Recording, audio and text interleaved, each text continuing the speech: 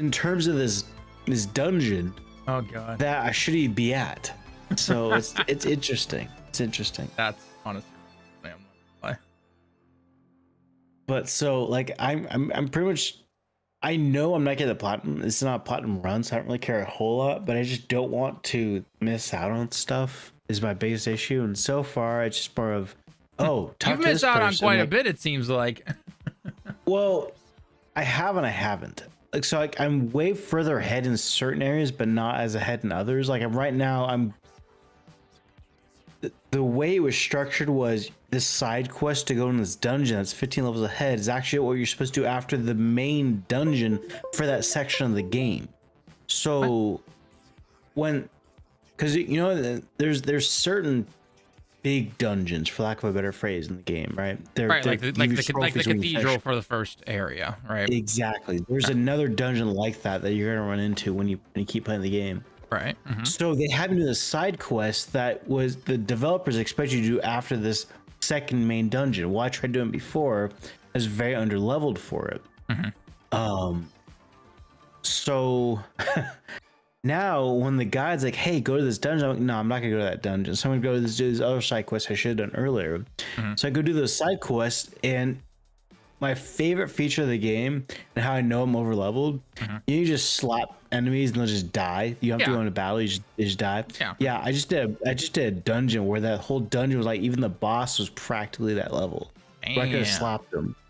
If the game didn't stop me from slapping him, because I'm pretty sure the game would have stopped me if I tried to do this. But I slapped the boss and I probably would have been able to get around, you know, how to fight him in a normal turn-based battle. That's how overleveled I was for that dungeon.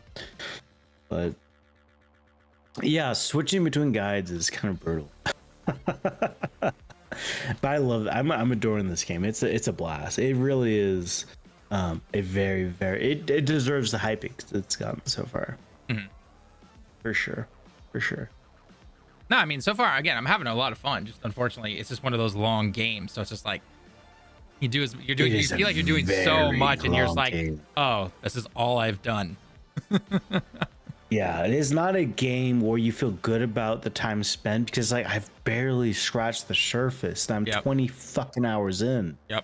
Like, good God. Yeah, do not believe any in-game clocks or the PS5 clock or whatever PC clock or anything like that. I do not believe those clocks. I mean, just going off of the way the game's framed, I'm a third of the way through the game, maybe.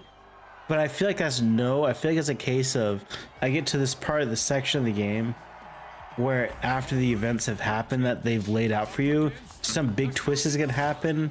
It's like Zelda. It's like Ocarina of Time, where it's like you do the first 3 dungeons and you're like, okay, I'm gonna fight Ganondorf. No, you're not gonna fight Ganondorf. Yeah, you're not even close to fighting Ganondorf. Exactly. You just went to the Temple of Time. That's what I expect this game to do to me. Aren't there 5 characters or something like that in total that you... I don't even know anymore, man. Because the problem is, I kind of have the gist of... I know for sure the full party is 4 people. Right. I think there's 8 party members, but I'm not sure. There's 8? Oh, shit. Damn, I thought there was only like 4. There might be 8. No, there's more than 4 for sure. I know at the very minimum there's 6. I think there might be 8 though.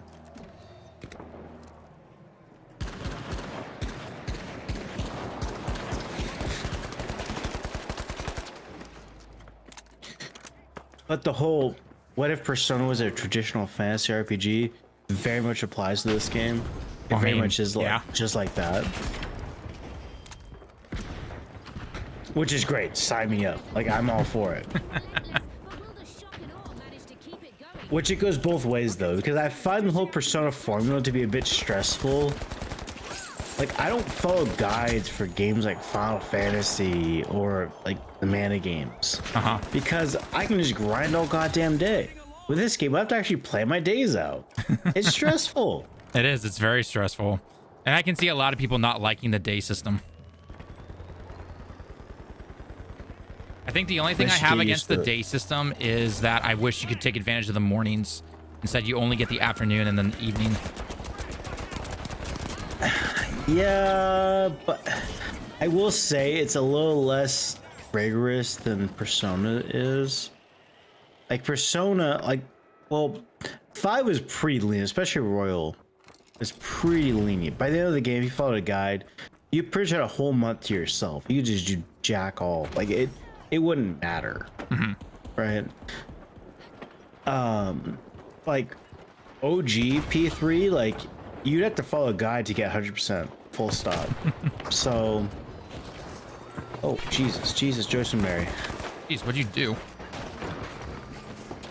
I fell down, and like there's a lot of guys on this thing. In case you weren't aware.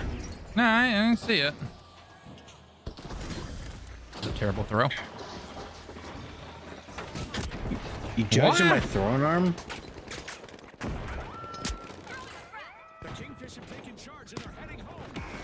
Oh god, there's 2 snipers over by their base. They're fuckers. Snipers, no sniping. Seriously.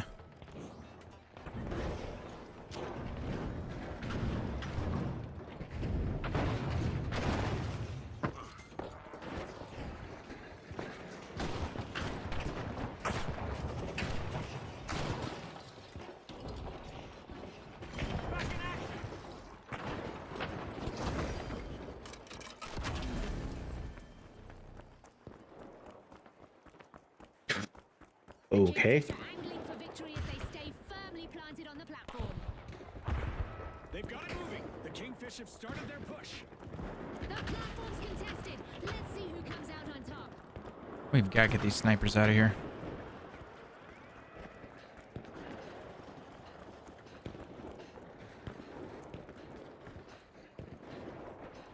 Wow. Not only are there snipers around, they're very, very spread out.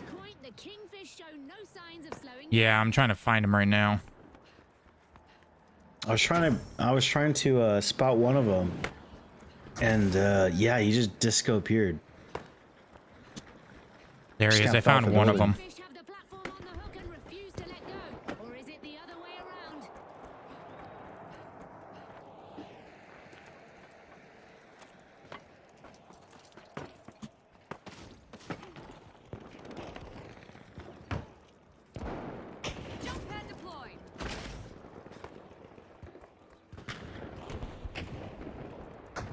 Where did he go? I just had a sniper in my mitts, and I don't know where he went.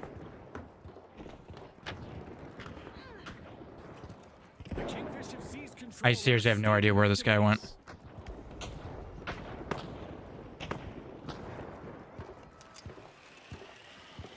There you freaking are. She kicked the guy's ass. Threw a grenade in there somehow, but it missed. You work on that throwing arm, friend. Ow. And now a sniper behind me is hitting me. Sniper, no sniping.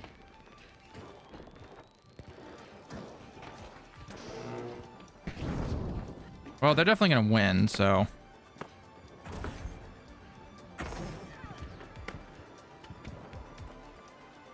You must all bum rush it. Stand there and die. Just to slow him down. Well, that's what you definitely call a warm-up match.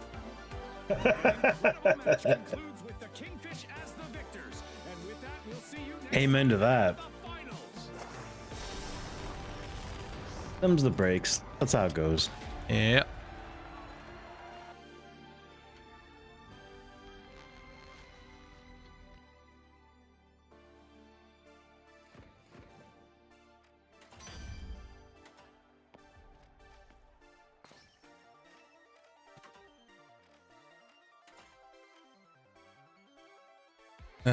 But yeah, no, I don't expect to finish Metaphor for like a couple months. It's just it's thick. Well, especially if my team and I decide that we're gonna do Dragon Age, which comes out in like a week and a half. A week? But what about Pokemon? Pokemon? There's no Pokemon game this year. Pokemon TCG Pocket. F that shit. I ain't touching that shit. Gotcha. We know you love a good gotcha game, Lemon. Okay. I love a good TCG. There's a difference. Don't ask me how much I throw into Magic.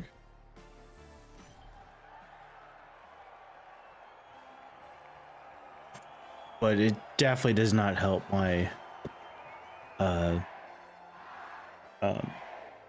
backlog. Like, so trying to finish a JRPG, but all of a sudden, like, oh yeah, here's a mobile game that might interest you. I'm like, okay, I can feel hours getting pissed away in that game if I enjoy it. The Pokemon TCG Pocket, because I spent a shit ton of time in Magic Arena before I got tired of pissing away money on that game to try to stay competitive. More boots on the platform will mean it moves faster and the cash will stack up quicker. But our contestants will need to watch out for sneaky hijacks. Sneaky hijacks. Oh my gosh. Whatever will we do?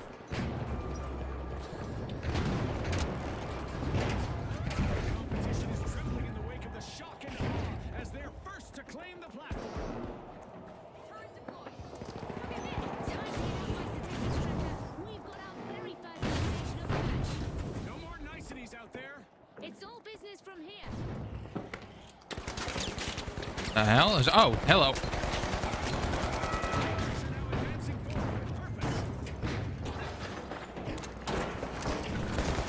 Ah! Ah! On fire! Fire, fire, fire. We got a guy out to your right. Yeah, over there. A little bit more to your right where I'm going. Right over here. Jeez, talk about explosions left and right in this.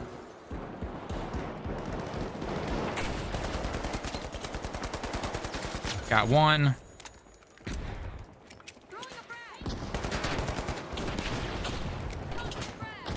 Oh, geez, they're all over here, dude. They are all over here.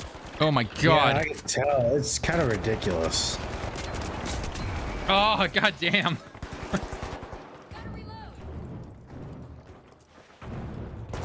Where's this fucker at?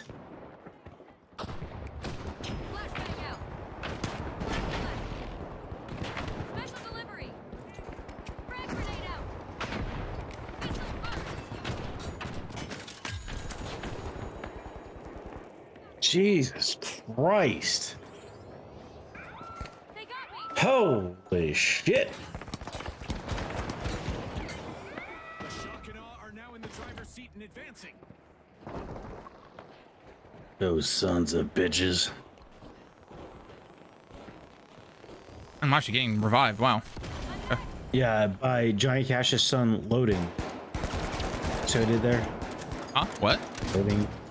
So you're getting revived by Johnny Cash's son loading. Oh. So I did there. His name was Loading Cash. Yeah, loading cash.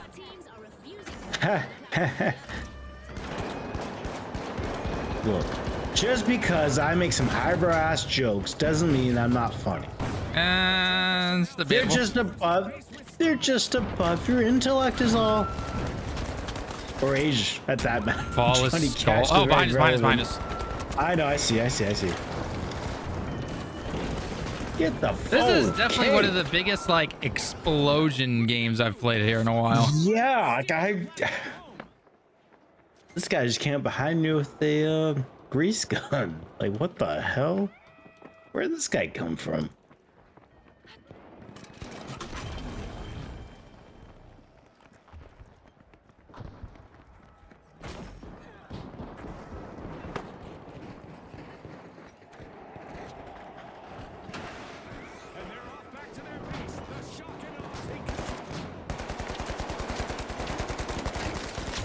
Oh, I actually got that guy. Wow.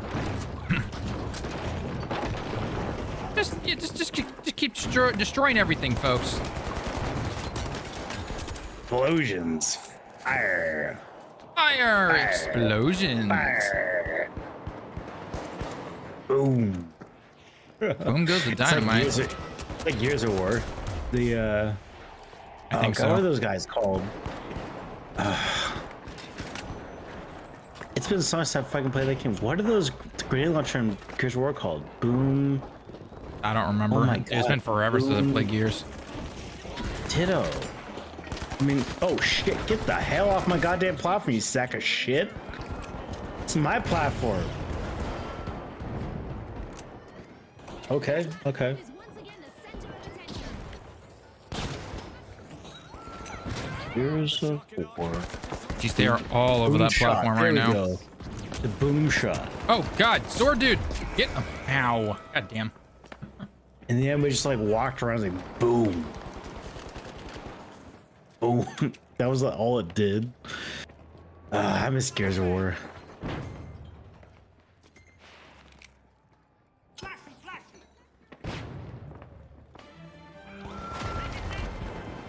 Half of this match has been played. Or the torque bow. Man, I want some Gears of War. Bit is going to be Oh, you're maybe getting your dream with whatever that new Gears of War game is, but I'm sure that's like 3 to 4 years out at minimum.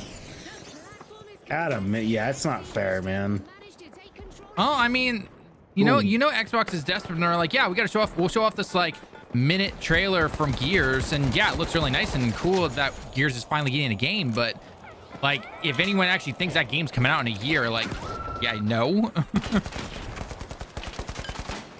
Yeah, it's a shame. Cause like, I feel like torque bows are up there with like Spartan lasers, where it just feels so good getting those kills. Like, nothing feels better than getting my laser kills. Cause it's like, you have to charge it up, you have to have decent aim for it. Like, it just feels so good getting a laser kill. Same with the torque bow. Torque bow is extra special though, because like, it was an instant kill. You could see on their person, there's a flashing, you know, effectively dynamite on them, and they sort of sit there and realize that, yeah, they're dead. They could try. They Behind could you. be Why are you not taking the guy literally on your ass? I have to get on the platform, guy. But you kill the guy first. No, because that's the platform for. Ow! They're called Poison! guardrails, Poison! my guy. Ow! Look out for that Looney Tunes piano.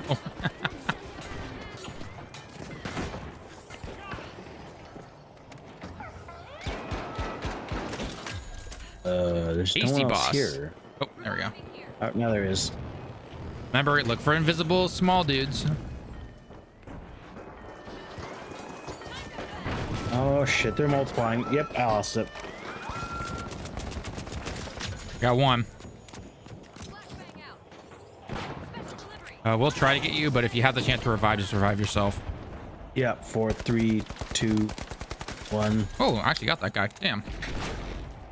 Spider-Man 2 Excessive when is you going need for time. almost 25 trade-in, already platinum. Do you think it's worth keeping? Silent Hill is calling. I mean, if you're limited on Wait, funds, then I say trade it in if you already platinumed it. So Wait, say that again? Which game? he said Spider-Man 2 is almost $25 trade-in, already platinum the game. Do you think it's worth keeping or trading in to go towards Silent Hill? Trade that in. I guarantee you Sony will give it out in about a year. What, for free. Spider-Man? Yeah. They never guarantee gave it. the first one out. I don't see why they give the second one out. Well, they gotta prop up PlayStation Plus somehow. Yeah, but they also have to make money on a name like Spider-Man. They made their money. I mean, they technically did. The game sold really well, so Play something cool. Play some Silent Hill. You already got a platinum. Why not, right? yeah. Unless you're somebody who likes to go in and, you know, swing around New York and things like that, or play the game in a couple of years, then I'd say trade it in. If funds are that tight for you, is what I would say. If you're someone who likes to keep your games though, then I would keep the game. And the F. In terms of games that hold their value, that's not gonna be one of them, I don't think. Just because there's so fucking many copies of it. Disgaea, it's not. Skya? Stop. Disgaea, yeah. Disgaea. You never heard Disgaea? No. The strategy RPG Disgaea. No. Okay. I mean, you're literally throwing an RPG into an ocean of RPGs with that name, so. Well, what I'm saying is, like, it's not like, what I'm saying is Spider-Man's not gonna be a hard game to find, which means if there's a whole lot of copies in rotation, that means it's not gonna go up in price. Whereas Disgaea games, used to be this case. They're really not anymore. But I think Lunar might be a better example of that. But that's true. I mean, with no DLC announcement, I feel like the trade-in is going to drop. I mean, it could, yeah. We'll talk about. I do want to talk about that stuff in a second because a lot of people are like, "How could it be no story DLC?" And I'm like, it's because easy. Probably saving it for Spider-Man 3.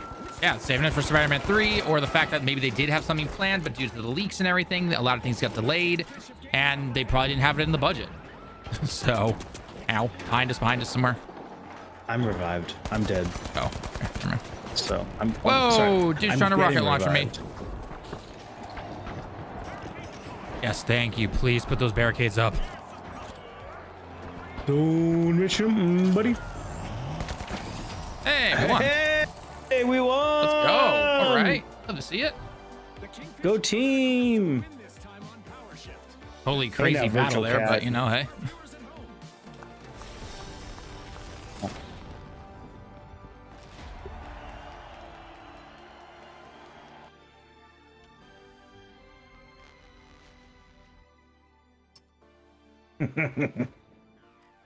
What? No response? What? Shit. No, the guy's like noob. Nope, easy noob. I was like, calm yourself, kitty cat. No response. I miss those days when people respond salty like. All right, don't start the game just yet. All right, we'll do it. That's really quick. A break.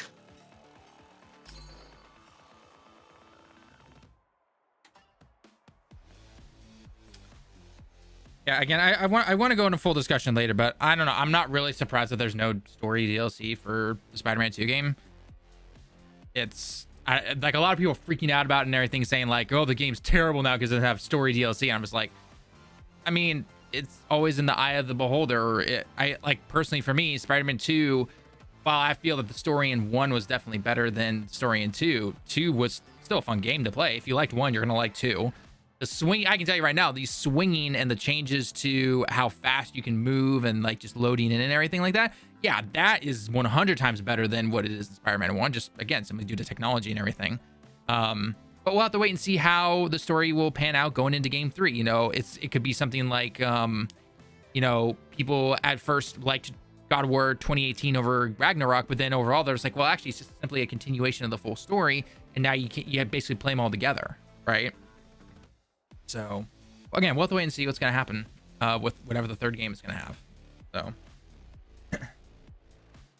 or, you know, you get the people saying like, oh, there wasn't enough gameplay changes and everything. I'm like, it's a Spider-Man game. What, did you expect them to go first person or something? Like, I've never understood those people that are like, the gameplay didn't change enough, so it's a crap sequel or whatever. It's just like, why would you drastically change something like that? Like, you would improve upon what was good and change the things that were not so good from the first game. It's like when, again, God of War 2018 to Ragnarok, where everyone was like, there's a bunch of people complaining about it, and I'm sitting there going like, what? It makes no sense. What makes no sense? Oh, how everyone was complaining about God of War 2018 to Ragnarok and saying like the gameplay didn't have enough changes to it or whatever. It's just like, what did you expect from Ragnarok? Going first person? That'd been cool. I mean, I feel like you can make arguments both sides. Like, you look at games these days, sequels, effectively, they are closer to giant DLC expansions than they were, say, back in, I don't know, the PS3 era. Think like Darksiders. Like, Darksiders 1 to Darksiders 2, humongous difference. Oh, that was a huge difference. Practically different games. Yes. Mm-hmm. Assassin's Creed to Assassin's Creed 2, massively different. Practically two different franchises. Really? You all right. I want you to play Assassin's Creed 1 and play Assassin's Creed 2 and then give me that same statement. Well, okay. So let me explain my reasoning. Okay, so first off, yes, I know. So in terms of the mechanics and things of how they changed, like, you know, having the things from like the dual blades to how you snuck around, how you didn't have to simply sit or be with certain groups to blend in with people, like that stuff was changed, obviously, right? But the concept of the game was still a third-person open world Assassin's game. Okay. So in terms of, I mean, you're saying that there were huge changes. There were changes, but they were all small stuff that you would not notice if you never played the first game, or if you did play the first game, you're going to notice the smaller changes, but you're not going to be like, oh my gosh, the first game was this Assassin's Creed open world game, and the second game, I'm a guy with a gun, essentially. Like, no, that's not how it works with those changes and everything. I mean, okay, let's look at another change. God of War 1 to God of War 2, the originals. It wasn't that big of a change. I would argue, I think it is, though. God of War 2 was a vastly better game. Wait, say way less puzzles. God of War 1 was a way worse game than God of War 2. Okay, and so let me ask you though. So, obviously going from God of War 1 to God of War 2, right? They improved things like the puzzles. They improved some of the maybe like the location spots and everything, and maybe they improved how the combat was in terms of your button impresses to when something happened on screen, right? But it was still the same camera angle. It was the same combat, right? Obviously improved, but overall it was still that kind of almost half top down, half third person, just hack and slash game, essentially, right? For better or worse. That's what God of War 1 to God of War 2 was, essentially, right? They didn't reinvent the wheel. They didn't go from God of War 1 to what 2018 looks like. So, all right, let me flip it then. Okay, go ahead. If I told you Ragnarok was a DLC expansion pack in the same vein of, say, StarCraft, I mean, back in the PC expansion packs, I don't think it would be you call me that crazy. Like, it feels like an expansion pack. I don't think it is. I really don't. And you want to know why? At least for me personally, I can see, because again, you get people who complain if something's not over 50 hours, it's considered DLC to them. So whatever. But Ragnarok, the size of Ragnarok itself, that is not a DLC. Everything that they did, from the gameplay improvements when it came to the combat to the story itself, the story alone, I would say, no, there's no way this is the DLC. Then going into the changes that they had for the different weapons that they added and everything, and then going into how they traverse the different realms. I almost said worlds. Realms. Like, no, that is not a DLC. Worlds are the same thing. I know. Yeah, that is not a DLC. That is not a DLC. Okay, a DLC adds on maybe, I would say, 3 to 4 hours if you're going for a story style DLC. Let's strictly stay with story DLC. Okay, so the story DLC is adding in this extra, these extra either story missions or these extra side mission things that maybe at the end finishes with a story. So I'm looking at something like the Spider-Man 1 DLC. They had 3 of those story ones. Like, one was like Night Shift, one was focusing on that woman who was from Russia or something like that.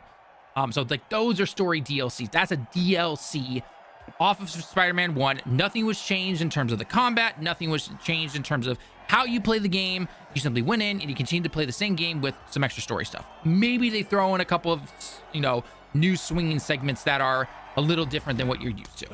But overall, that is just story DLC. So I would give you, I'm a bit disingenuous because I'm comparing StarCraft to Brood War, which was Blizzard at their finest about 20 years ago. Okay, so yeah, maybe that wasn't the best example. However, I will say had I played God of War 2018 and Ragnarok back to back, I don't think I'd miss a beat. Whereas I feel like in a game like Assassin's Creed 2, or I don't know,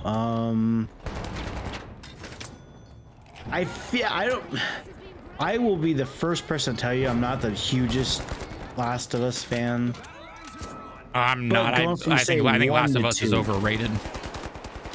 Or even better, Uncharted 1 and Uncharted 2. Like, there just seems to be a case of one game feels vastly better than the other. I think this is more of a commentary on just how good 2018 was. There wasn't much to fix with 2018.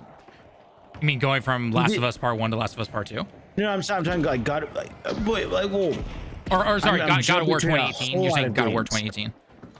I feel like God of War 2018 Ragnarok was a huge jump just because 2018 was just that good. There wasn't a whole lot to fix. Right, and so it doesn't get the benefit of having a developer learn their mistakes.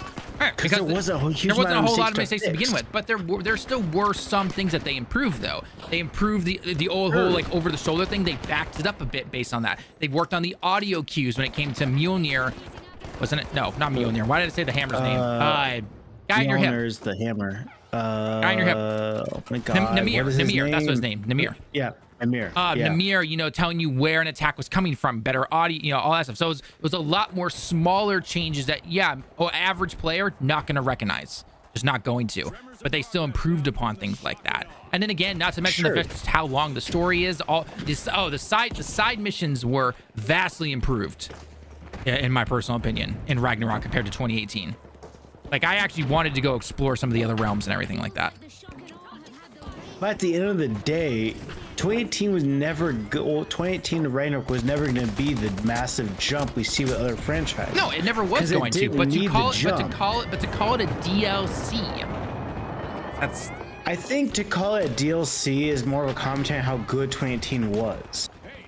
I think it's a case of just there wasn't a whole lot to improve. Honestly, I also think the other problem is that the term DLC is thrown around so loosey goosey now because people think that a simple microtransaction is considered a DLC because it's considered downloadable content, right? Your little loot box you get in Assassin's Creed Valhalla and the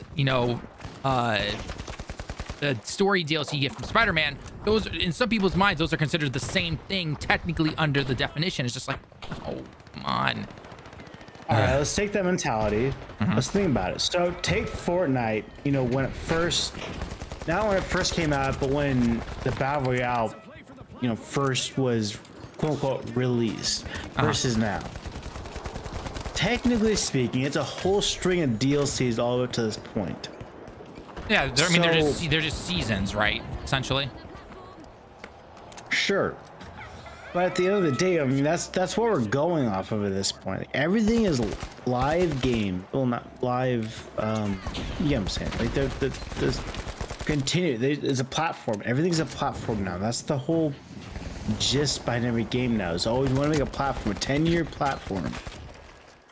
So that's kind of how people take that mentality, because like most people playing Fortnite that's kind of the game to beat at this point, right? Unfortunately.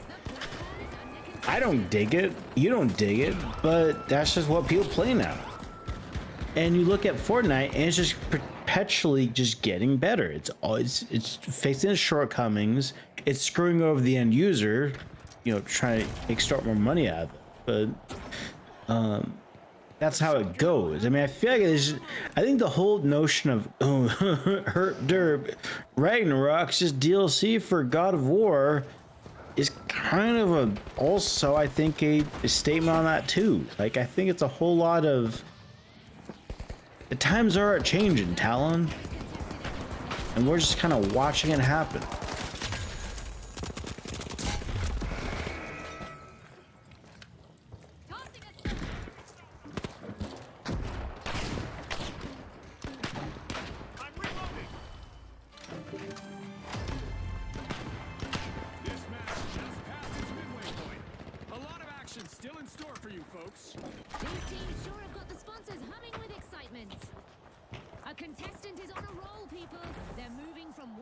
I don't know. I'm not like doing any actual work, but I do genuinely enjoy just lobbing grenades onto the platform. I mean, it's working. There's 3 of them on there. Start tossing them out there, bro. I've been doing that. It's the best. But yeah, no, like I speaking of God of War, I really do hope they don't screw over that Greek mythology remaster remake thing they're gonna rumors are. Oh yeah, I've heard about those rumors. I mean, I would assume it's cool. Just updated graphics at that point. Works for me. I just don't want them to nickel and dime me, because I want to play 2, 3, and then PSP ones again. I can live without one. I bet in today's age, God of War 3 would definitely be considered DLC in a lot of people's eyes. I think it was like 5 hours long. Yeah, I remember buying that game, pretty much finishing the day I bought it. I finished it in a weekend. Like I got it on a Friday. I played half of it on Friday and I played the other half on Saturday. And I was just like, yeah, no, okay.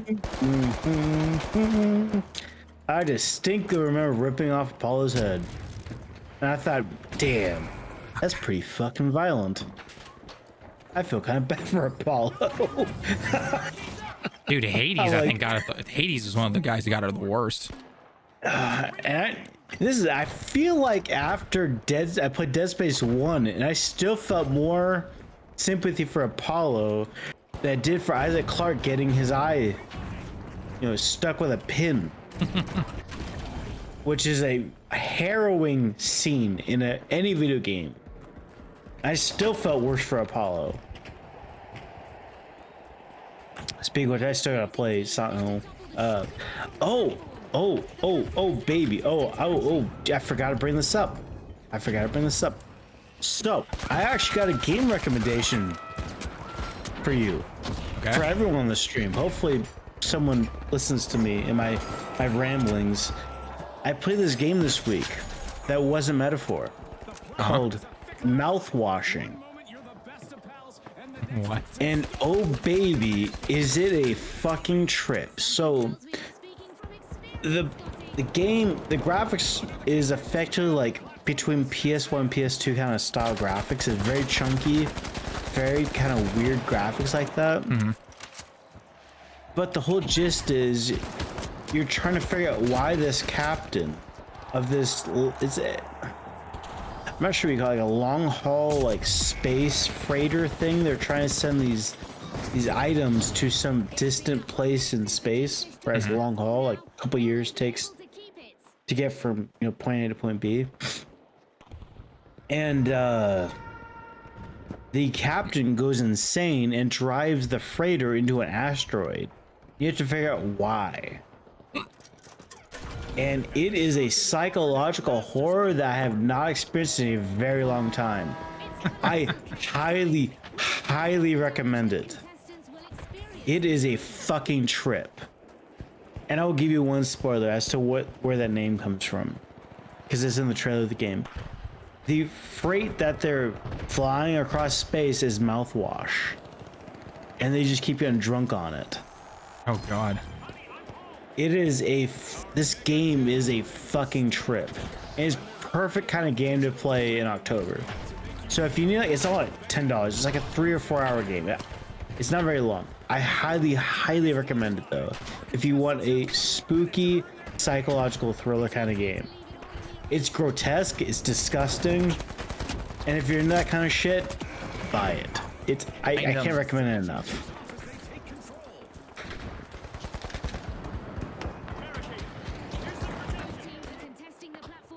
I don't think the grenade launcher at 2 feet in front of you is going to help out much.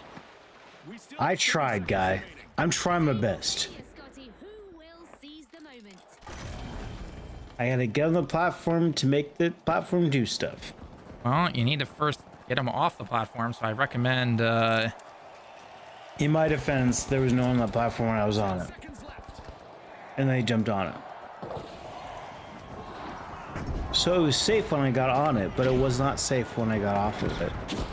And by got off, I mean dead. They shot me enough times.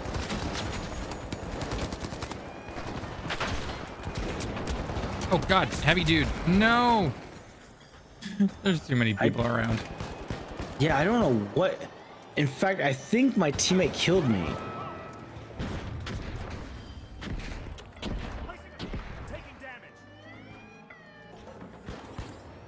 Careful, up on the hill, up on the hill, guys. Come on. Come on. So, Hasty Boss is on our team, but for some reason it says it's blue.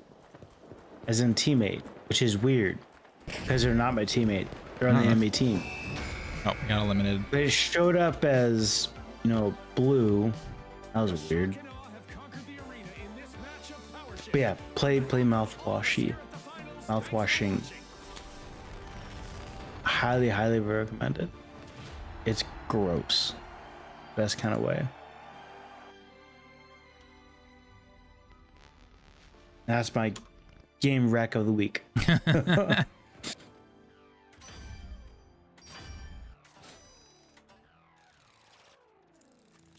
I gotta play Silent Hill 2 though. I'm surprised you haven't played it yet. If Metaphor didn't come out, I would have. Because this is the month to play it. It's spooky month. Yeah, but the Metaphor is like, ha ha ha, yeah, you're stuck here with us for like 2 months.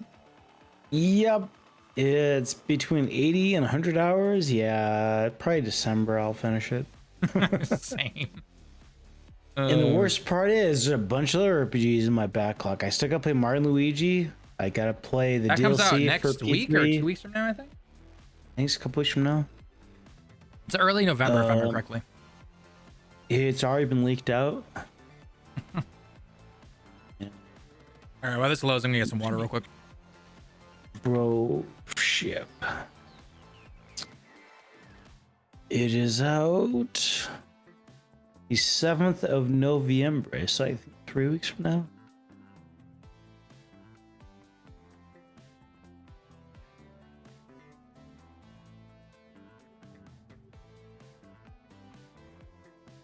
Fall anime season. Black. Oh my god, they're just now in season 3 of ReZero? Jesus.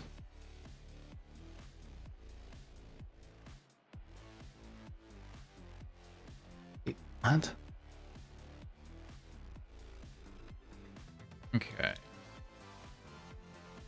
So Talon, yeah. Did you ever watch Beastars? Beastars? Beastars, yes. Maybe, I don't remember. Okay, never mind then. Why this sounds like something that I wouldn't really watch, but you definitely would watch. Oh, I've read the manga. It was really good. No, I've seen pictures of the manga the more I think about it, but I've never really got into it. It's out of my realm. Like it's more of like kind of a political romance, for lack of a better phrase. Okay. It's good shit. It's well made. It's well animated. Well made. It's well drawn. Well, but it's definitely out of my usual wheelhouse. You know, I was on IGN and the best anime to watch in fall season 2024. Dude, Uzumaki. I'm very unhappy right now. Episode 1 of Uzumaki was great. The best. Episode 2, not good. Very bad. And now I'm concerned. Because I fully expect, because it's a miniseries on HBO Max. I absolutely adored the manga. Junji Ito, that was his best shit. Uzumaki was creepy as fuck. And the anime is not good at all. It is so poorly animated. Careful being down there. I am a bullet sponge. I exist to move the platform forward. I'm shooting grenade launchers at you. On you. I'm now seeing him. I got your heals. Ow, I'm blind. I'm healing you. Please tell me you get him. There's no one here. They lobbed it down, my dude. They're cheating.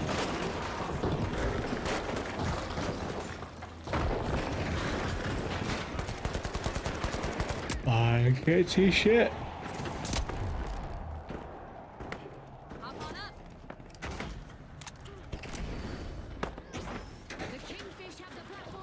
Come on.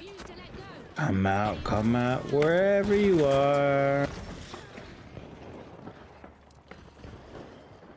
I can't make that jump? Okay. Woo!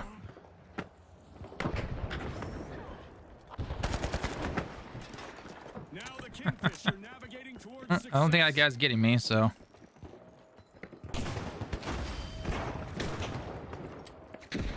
Bye bye. Whoa, the hell?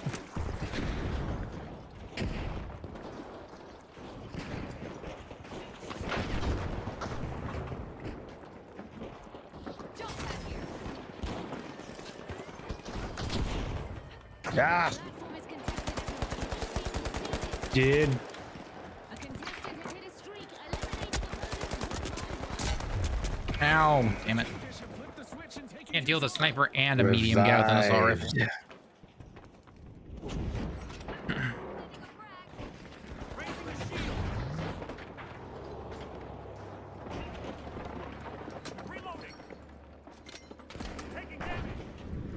Up on the roof, dude.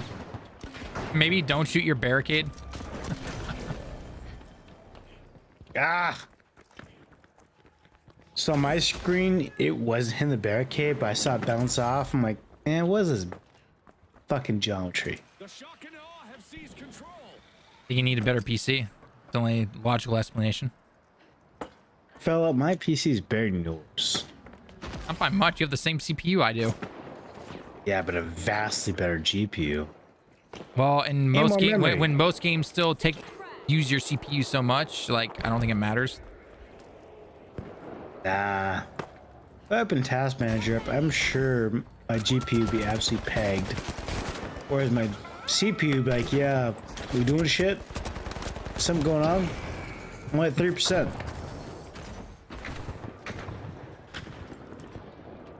Gone are the days of Battlefield, my friend. No, just replaced by other games.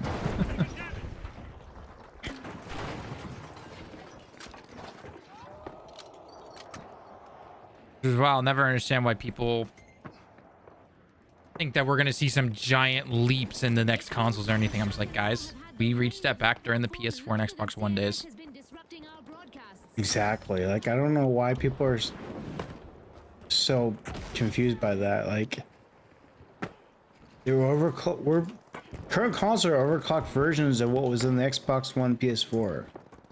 Like, we aren't looking at drastically different shit like we used to.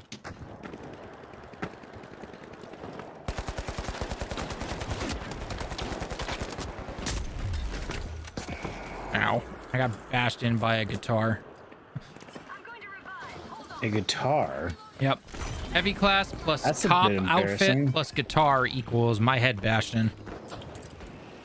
That's a weird ass cob. Yep.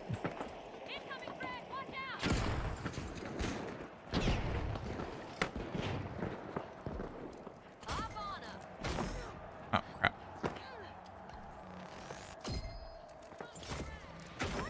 There we go. Oh.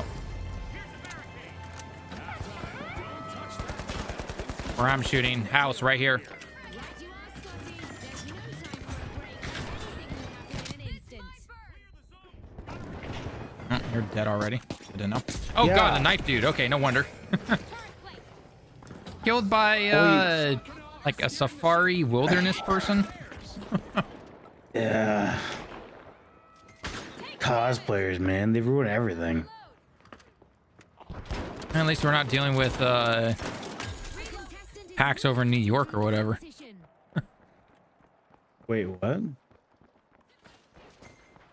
Isn't there some kind of convention going on over in New York right now? Isn't it Comic-Con right now? Is it Comic-Con or PAX? I don't remember. No, I don't think there's a PAX in New York. I know there's PAX East. I don't think PAX East is in New York, though, is it? I would think it is, or somewhere where you get a lot of people to go. I don't know. That's why I don't pay attention to a lot of these things sometimes. See, PAX East.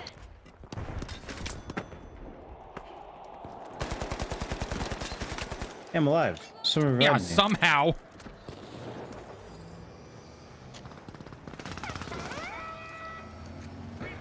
Thank me later. Why'd you guys revive me? That's more crazy than me.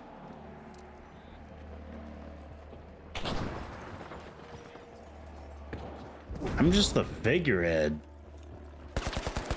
Careful, actually getting to your tribute. left, to your left. Oh, never mind. That's a no. That isn't. No, that's not a teammate. I knew I wasn't going crazy.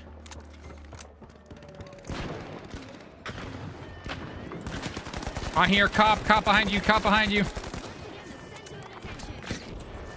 I did. God damn it. Boston. Tax Easton in Boston. The shock and awe are now heading for home.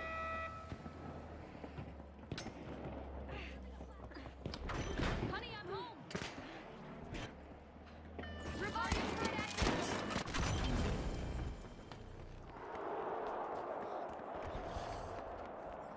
you. Yeah. PAX East is Massachusetts. Oh. You can tell I go to it all the time. Mm-hmm. So what's going on in New York right now? Is it Comic-Con? So far, we've been seeing Yeah, it's Comic-Con, I think. Okay. determination in the Based ring. off of Said it, Scotty. Fat Brain's All our contestants posts. laser-focused on one objective. I didn't realize that SpongeBob's 25th anniversary already, though. You old yet? For some reason, no, quite the opposite, in fact. I feel like And there it is. The I remember it being pushing not in the 90s.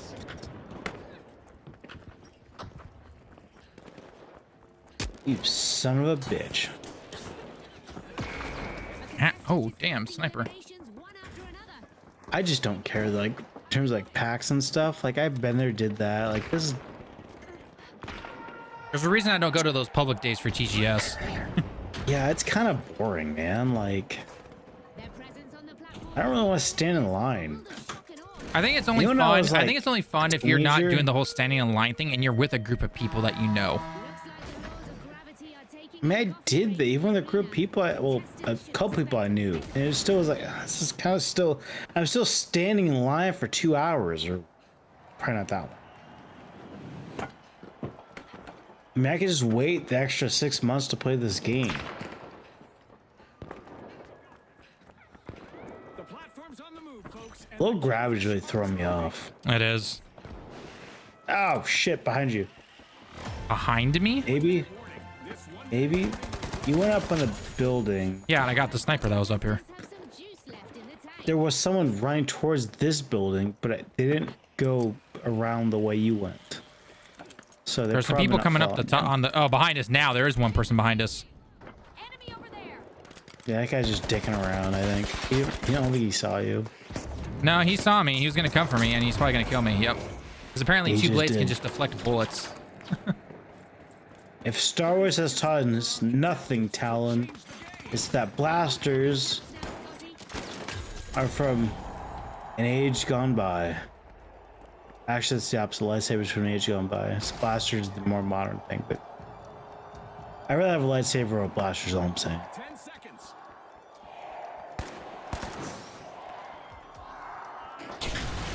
3, 2, 1. That's a win. GG! Winner! Winner! Chicken dinner! Kingfish surfaced with the crown this time in Power Shift. On behalf of all of us here at the finals, thanks for watching. If you were, Talon, a winner chicken dinner, what kind of chicken would you want? Like what part of the chicken, or are we talking how you cook me? Yes. Yes. Give me the thigh and make oh, sure chicken thighs. Okay. Yep. Okay. You're a thigh guy. Okay. Yeah, all the right. thigh guy. The dark meat. And then make sure it is put it on top of the stove. Don't grill it in the oven. Don't put it in the oven. Put it on top of the stove with some oil. Put a lot of seasoning on both sides, and then cover So it with fried almost. almost fried. But you're not throwing it into a fryer. Essentially, you're putting oil into the pan. No, you're not heating it up. breading it, but you're frying it with oil on the stovetop. Okay. Right. Okay. Yeah. Do that both sides. Perfect. Okay. Okay. I was not expecting chicken thighs. We'll say that threw me off. My wife likes using thighs whenever we cook chicken dishes and everything like that. So Chicken thighs are a unknown form of food for me growing up because my mom hated chicken thighs. So we'd always have chicken breasts. And it wasn't until I became an adult that I realized how great chicken thighs were. I eat it. I It's eat like any. I eat any. So it doesn't really matter. So I'm gonna get some more water real quick. Yeah, chicken thighs are good. They're good. Way less dry than chicken breast. However, chicken breast is the peak protein. You're trying to bulk up, keeping fat down, protein up. Chicken breast is peak. The reason why the stereotype is chicken breast, rice, and broccoli. For whatever reason, they don't believe in salt or seasoning. Your parents?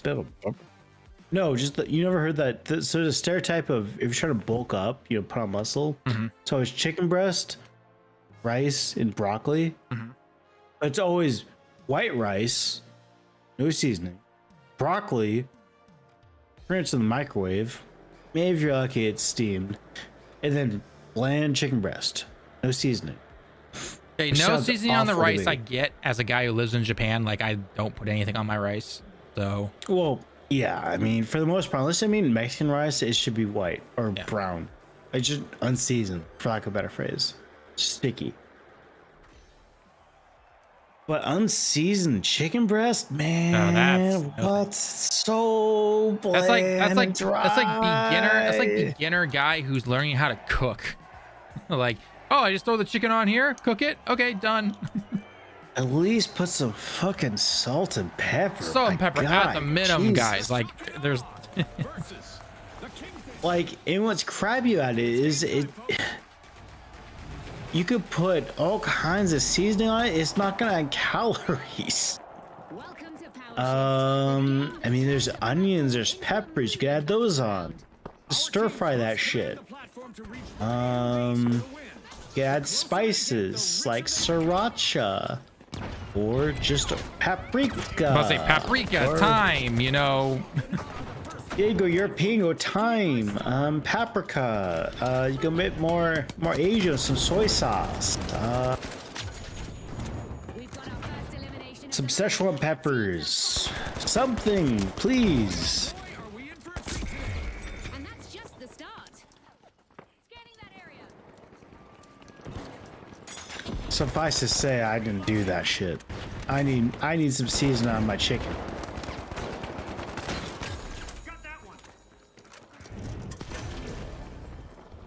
The shock and awe have claimed the platform.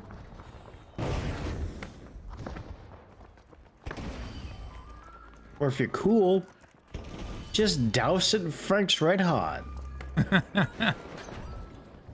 Like you're trying to put on, you're worried about calories, not sodium, and there's plenty of sodium in Frank's Red Hot, but no calories. It's all good.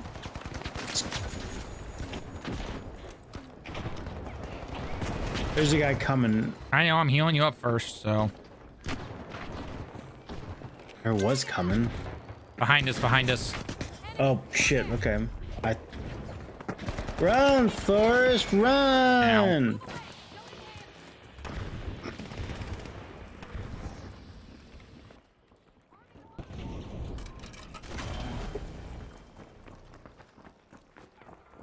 The shock and awe are in command of the platform and are eyeing their base.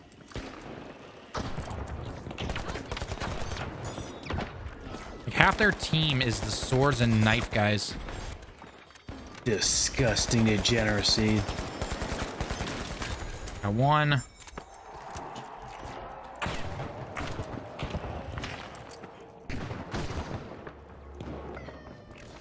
Oh god, jeez! Do not get up on that platform. Holy crap. What happened?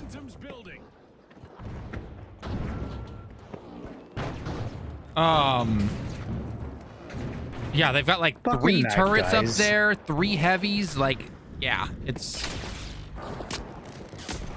Ow. God, snipers, dude. So fucking tired of snipers.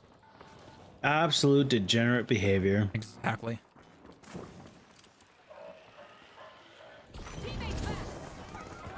And the shock and awe take over the helm and start to advance to their base.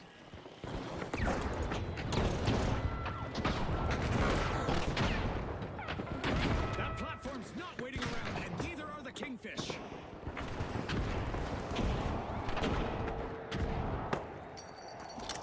How is it I always find you with like 2 health? I get into debauchery. What can I say? Yeah, I know.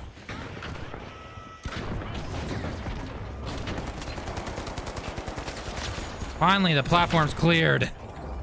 My fucking god. The kingfish just snapped. Seriously, you and your low-ass health. Can't even fully heal you. You actually make my healing beam overheat. Look, man, my hair has health points too, all right? Guy. Clearly. Over there in this little area. Yeah, there you go. Nice.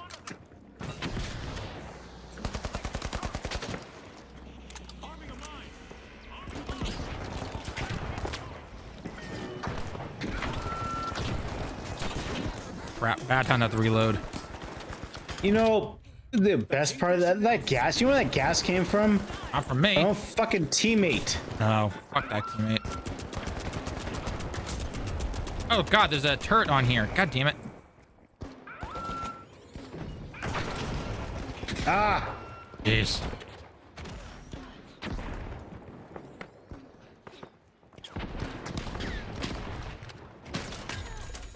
Reloading. We have new owners in the shock and awe. They've started their run.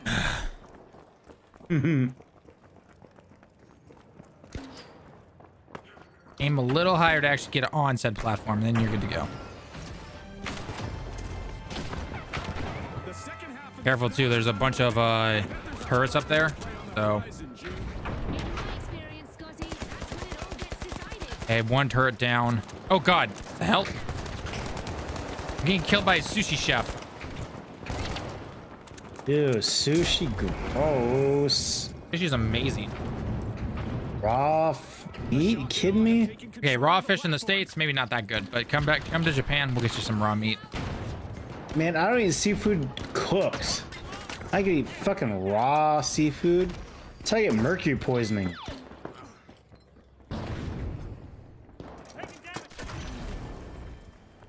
You need to get better at aiming your grenade launcher. I'm not doing too bad. I guess maybe the angle of it. God damn it, thought I missed that. It's more of a case I need to at least do a couple of grenades off to know my angles.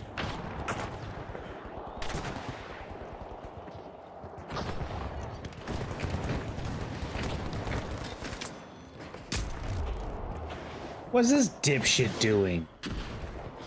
I didn't even know there was a guy next to me. This dumbass was like just not firing at me. That was weird. Like, he didn't even unload a whole clip in it. He's standing right next to me and just kind of took a couple of shots, stopped. That was just some random person. That was weird is all I'm saying. That guy's a weirdo.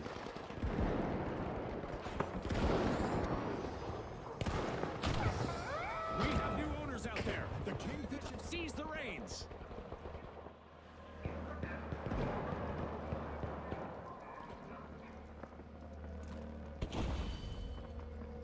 I'm very scared being the only person on this platform.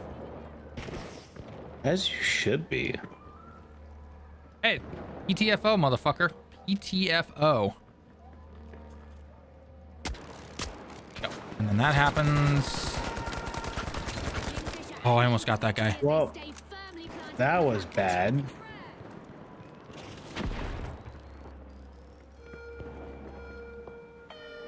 Oh, oh god. You know what? I did good for being alone for that long. I don't care what anyone says. Determination. Couldn't you have survived a couple seconds longer so I could spawn you? Do we ever? And luckily You can't for us, spawn there's on me. more What are you to talking come. about? I could have. If you waited a couple seconds longer to die. Cheese and crackers, man.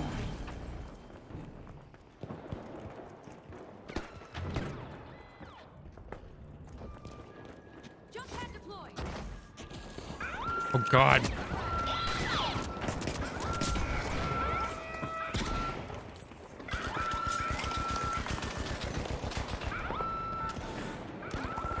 I want to go up there. I'm just taking pot shots at it at this point. I don't think there's anyone up there actually though. It's just gas. Gas and turrets. Going up there. Oh. Oh. Yeah, you versus sniper is not a good mix. No, no, it very much is not. Ow, God, gas.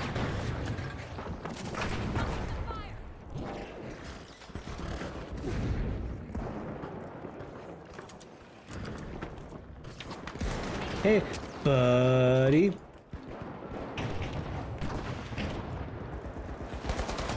they're off back to their base. The shock and awe take control. A minute on the clock now. Time to put their game faces on, Scotty. God damn it. Gotta get those turrets off the fucking...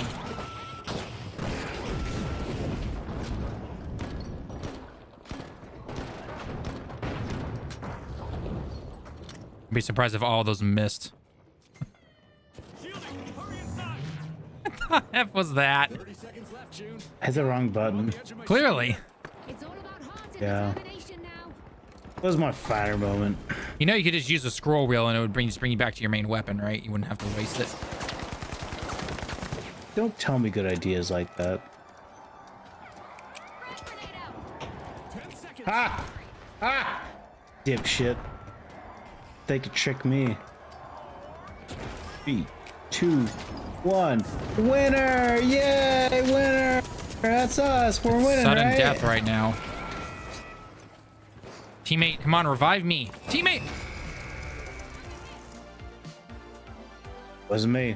An incredible What match a concludes with the dumbass! as the victors. And with that, we'll see you next time at the finals. We'll see you next time at the finals. I think that has to be the dumbest blueberry I have ever seen online. Holy crap. It's like the Seahawks. Oh god, oh Jesus mother. Oh my god. Did you see what I saw?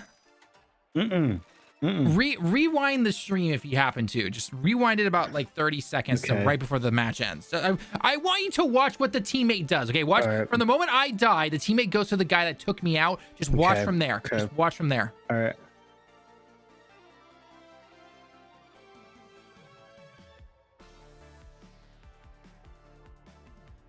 All right, so you go up. I might have gone too far back. So you go up the rope.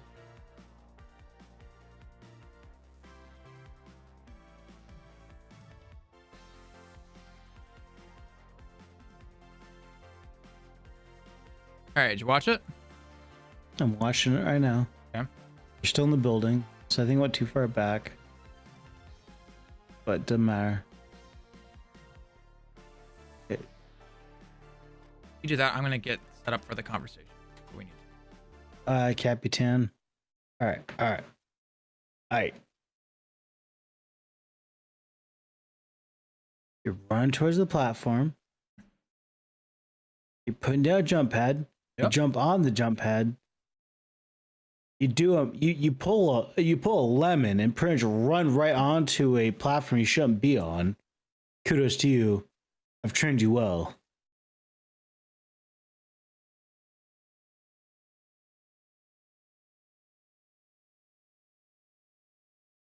I feel like you're watching me dick around. Okay. I should go up the rope.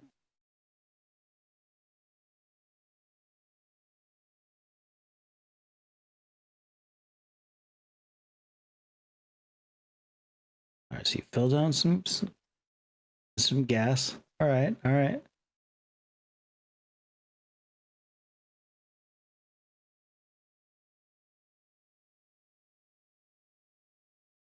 Open the door. Open another door. Take some guy out. Zach guy.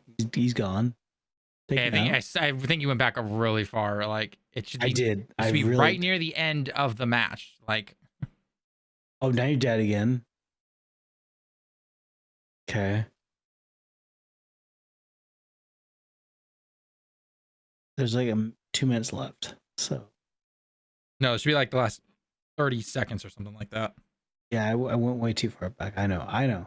Oh, then you saw me throw the wrong item. Okay, then you respawn. All right, so I think this. I think I'm. I think. Yeah, I'm I think you're there. I think you're there. Yeah. You shot your teammate. Lobbing frags. Okay. Run towards the jump pad. Jump onto a platform. Oh, not bad platform to jump onto. Okay. Sudden death. Note that sudden death. And he died. He died. He jumped off the edge. It was too hot for him. It was too hot. He couldn't be in the kitchen. He had to leave. He took the advice. He was like, this is too much for me. I can't do it. And anxiety is too much.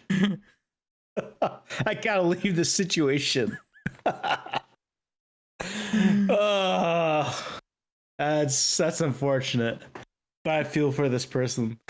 Oh, he doesn't get any sympathy from me at all. Oh, Jesus.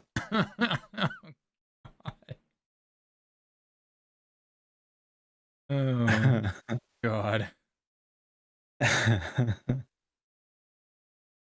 Like, I saw him kill him, and I was like, okay, there's nobody on the platform. There's nobody around. Like, teammate, just revive me. You're good to go.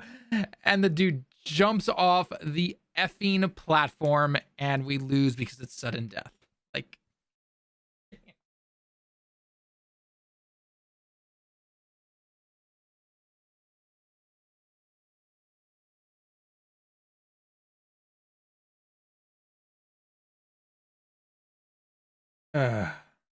God. Dude, it's just unbelievable dumbass with that move. These things happen. Happens with blueberries, man.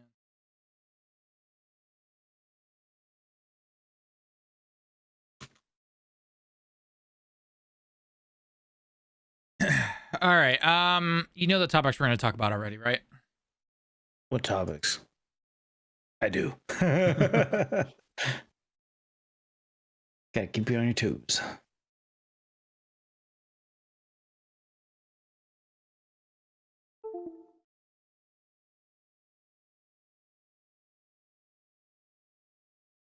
There. I was like trying to find where that was at. Oh, wrong one. There we go. So is it in order as you printed it, or? Just what you see on the screen right now, we'll go with first. Capitan. Yeah. All right.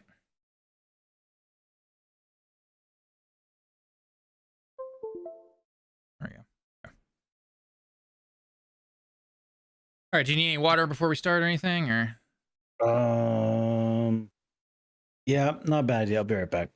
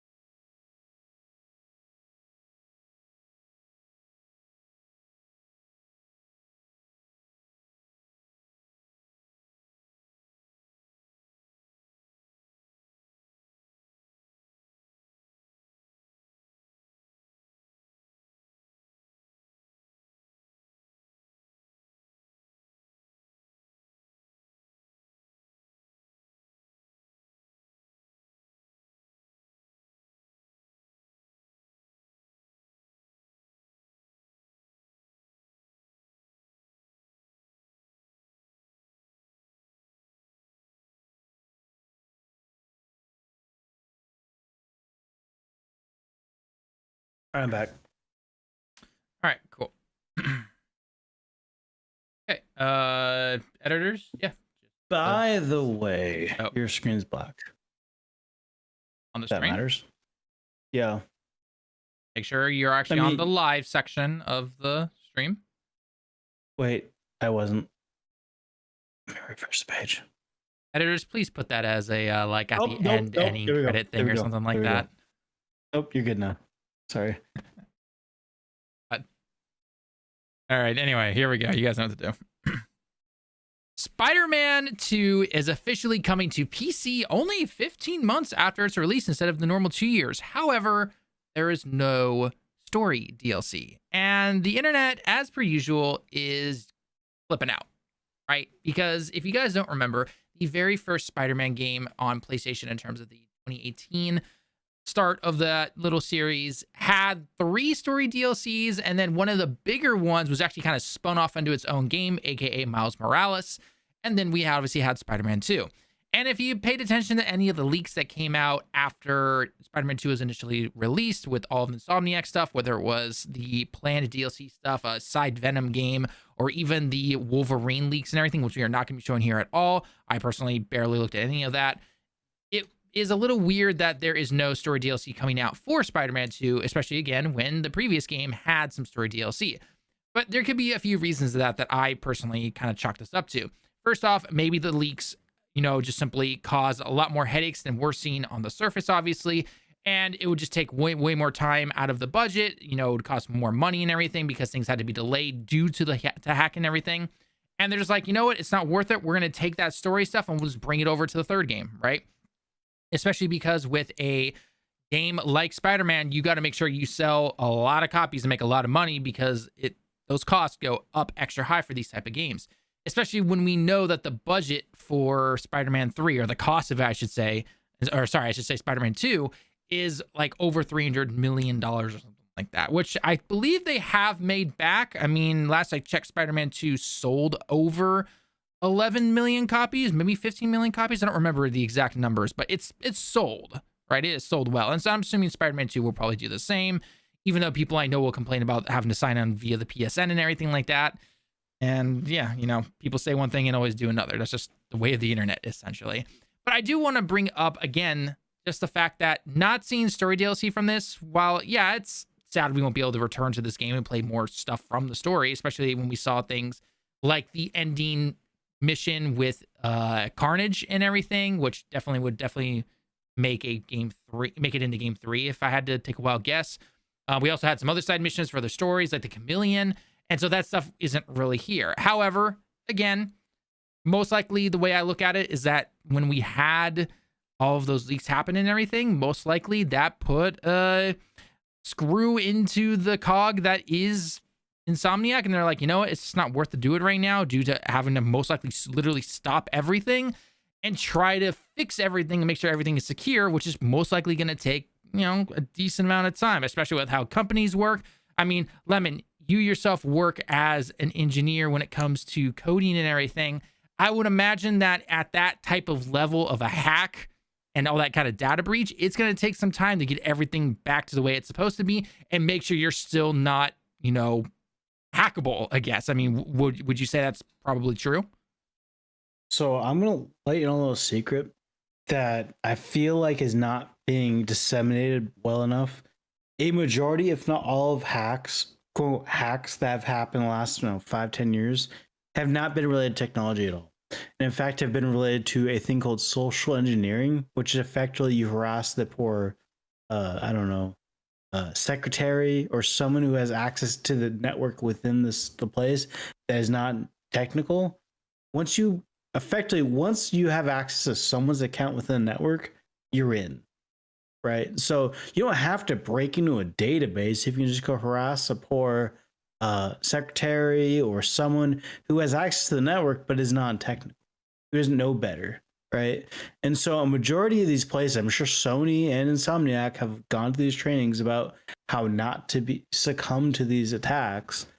But I imagine that's how they got in. So a brief tangent, I'll admit, but that's probably how they got in. They could have they could have Fort Knox for their servers, but if the poor secretary or the person has to say yeah or nay to get into the building, let someone into their email, then they're in. So do you think then that maybe the concept of just probably going over budget is probably one of the main reasons for not wanting to do or not doing the story DLC, especially when we know that they were also working on that live service Spider-Man game and having to create that server infrastructure, which personally is still to this day one of the main reasons I think that game hit the $300 million,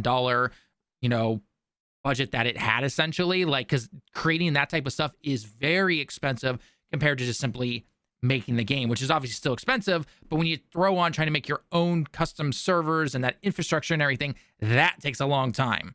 And especially now that that was canceled, which personally for me, thank God, I don't think it would have actually worked out that well.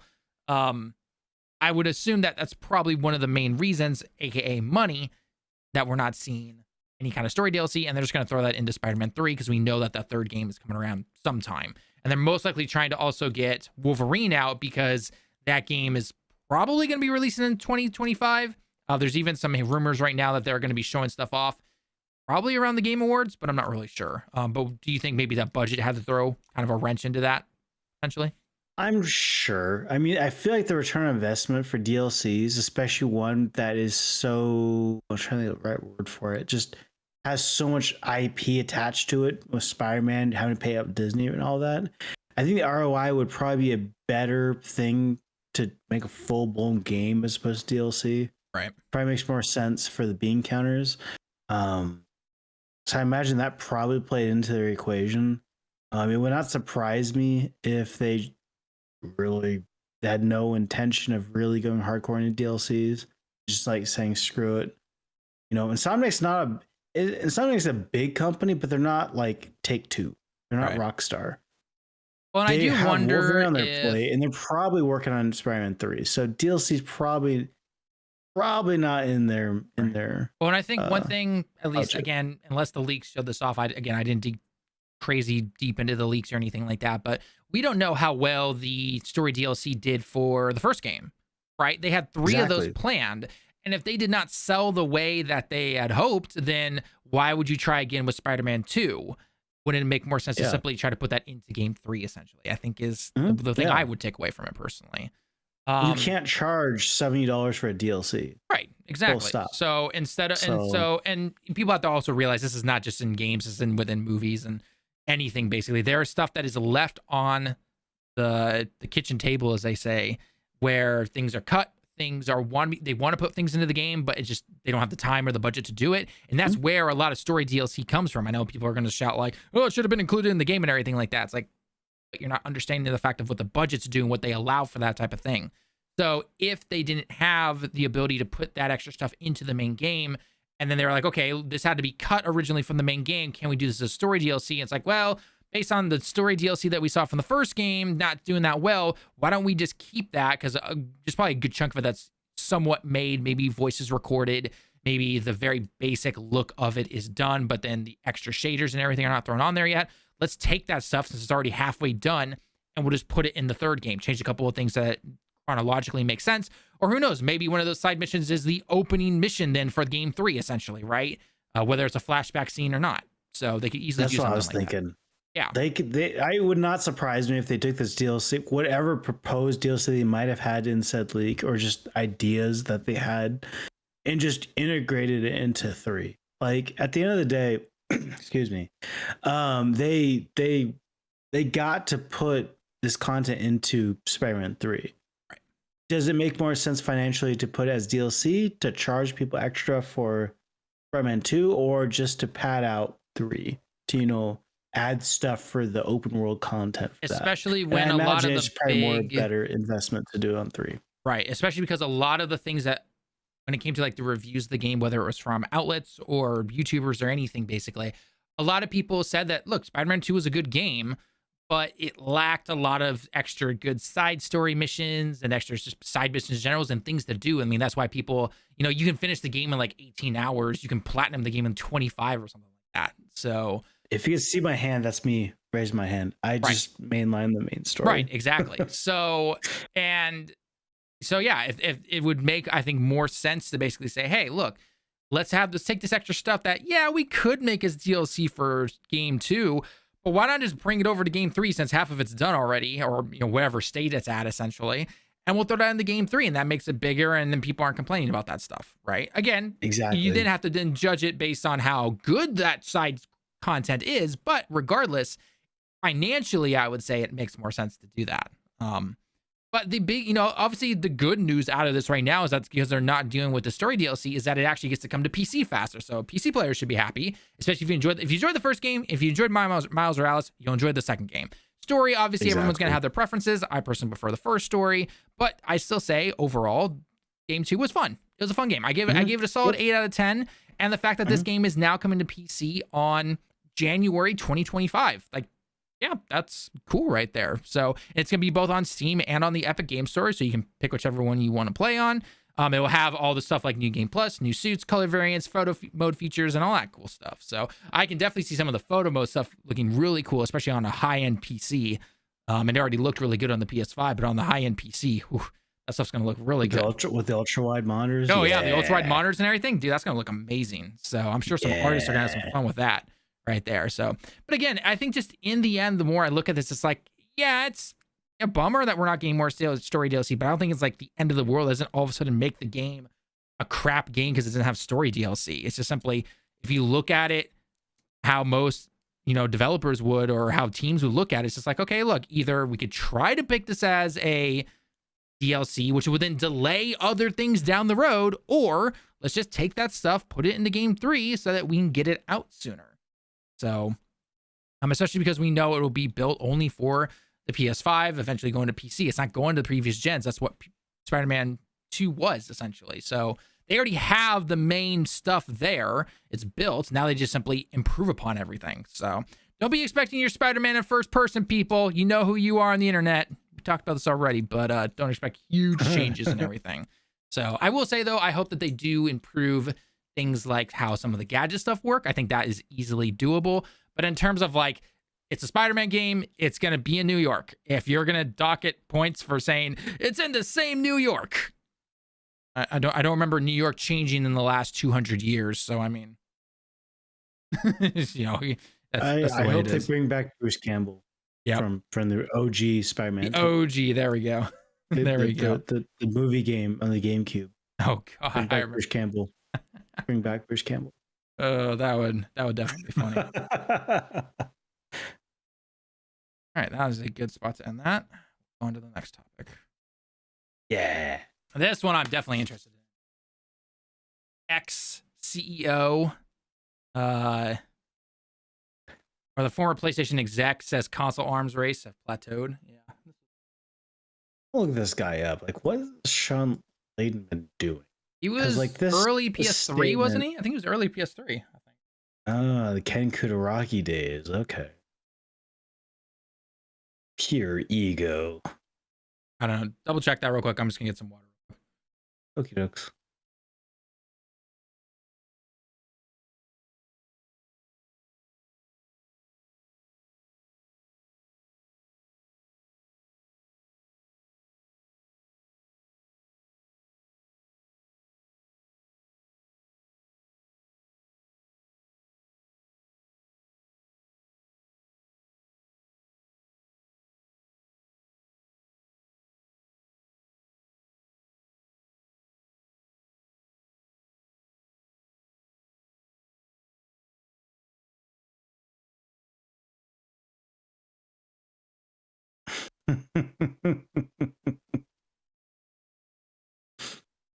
Oh, this is spicy. What?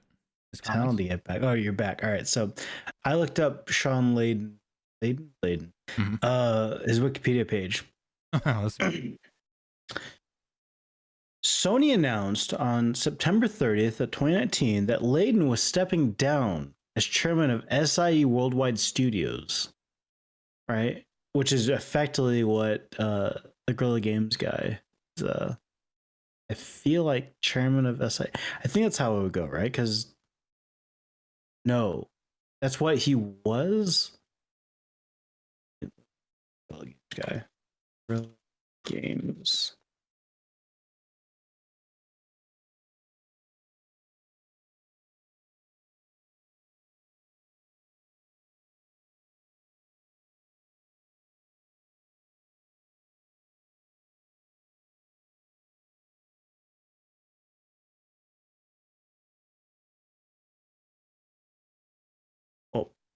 I digress. So he steps down as SIE Worldwide Studios. Journalists at the time believed this may have been due to a result of an internal power struggle with SIE president Jim Ryan over the further restructuring and globalization of SIE. However, in September 2021, Layden stated he retired due to exhaustion, believing the launch of the PS5 was a good time to put a pin in my legacy. Layden announced in September 2022 that he joined Tencent Games as a strategic advisor. Yep, I remember that. Oh, lordy. This guy.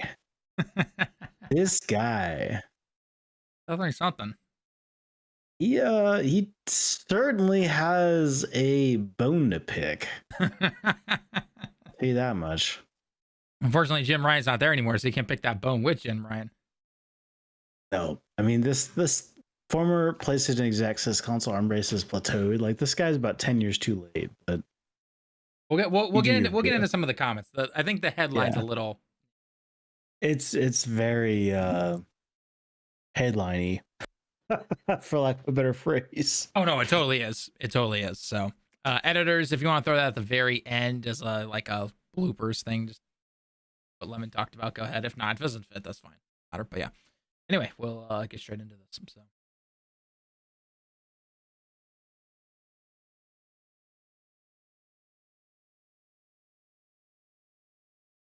Trying to find what would be a good part of this. Okay, I got it. All right. Former PlayStation exclusive Sean Layden has said it's not 80 hours, it's not 90 hours, but a whole different category. What the F is he talking about? Well, the ex-executive of Sony has got some choice words for the gaming industry right now, and there's part of it I actually do agree with, and part of it is just kind of like, is this kind of some clapback after the whole power struggle that happened with Jim Ryan and Sony and everything like that? And look it up if you haven't already. Check out his Wikipedia page. It is a hoot. It is definitely a hoot. But if you guys don't know, obviously, a lot of people over the last couple of years have been making statements about the gaming industry and how gamers will say one thing, and then you have the executives and the heads of big companies and everything saying one side of it.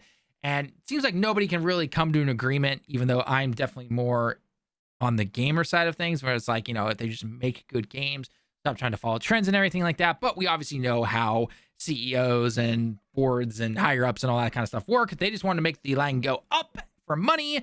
They don't care how it's done. And especially when people still buy like microtransactions out the yin yang, billions of dollars made every single year. Guess what? They're going to keep trying to do it. Why else do you think you still have CEOs going like, well, Fortnite made this much, so we got to do this instead? And it's just like you know how stupid you sound, but in reality, that's just the way things are.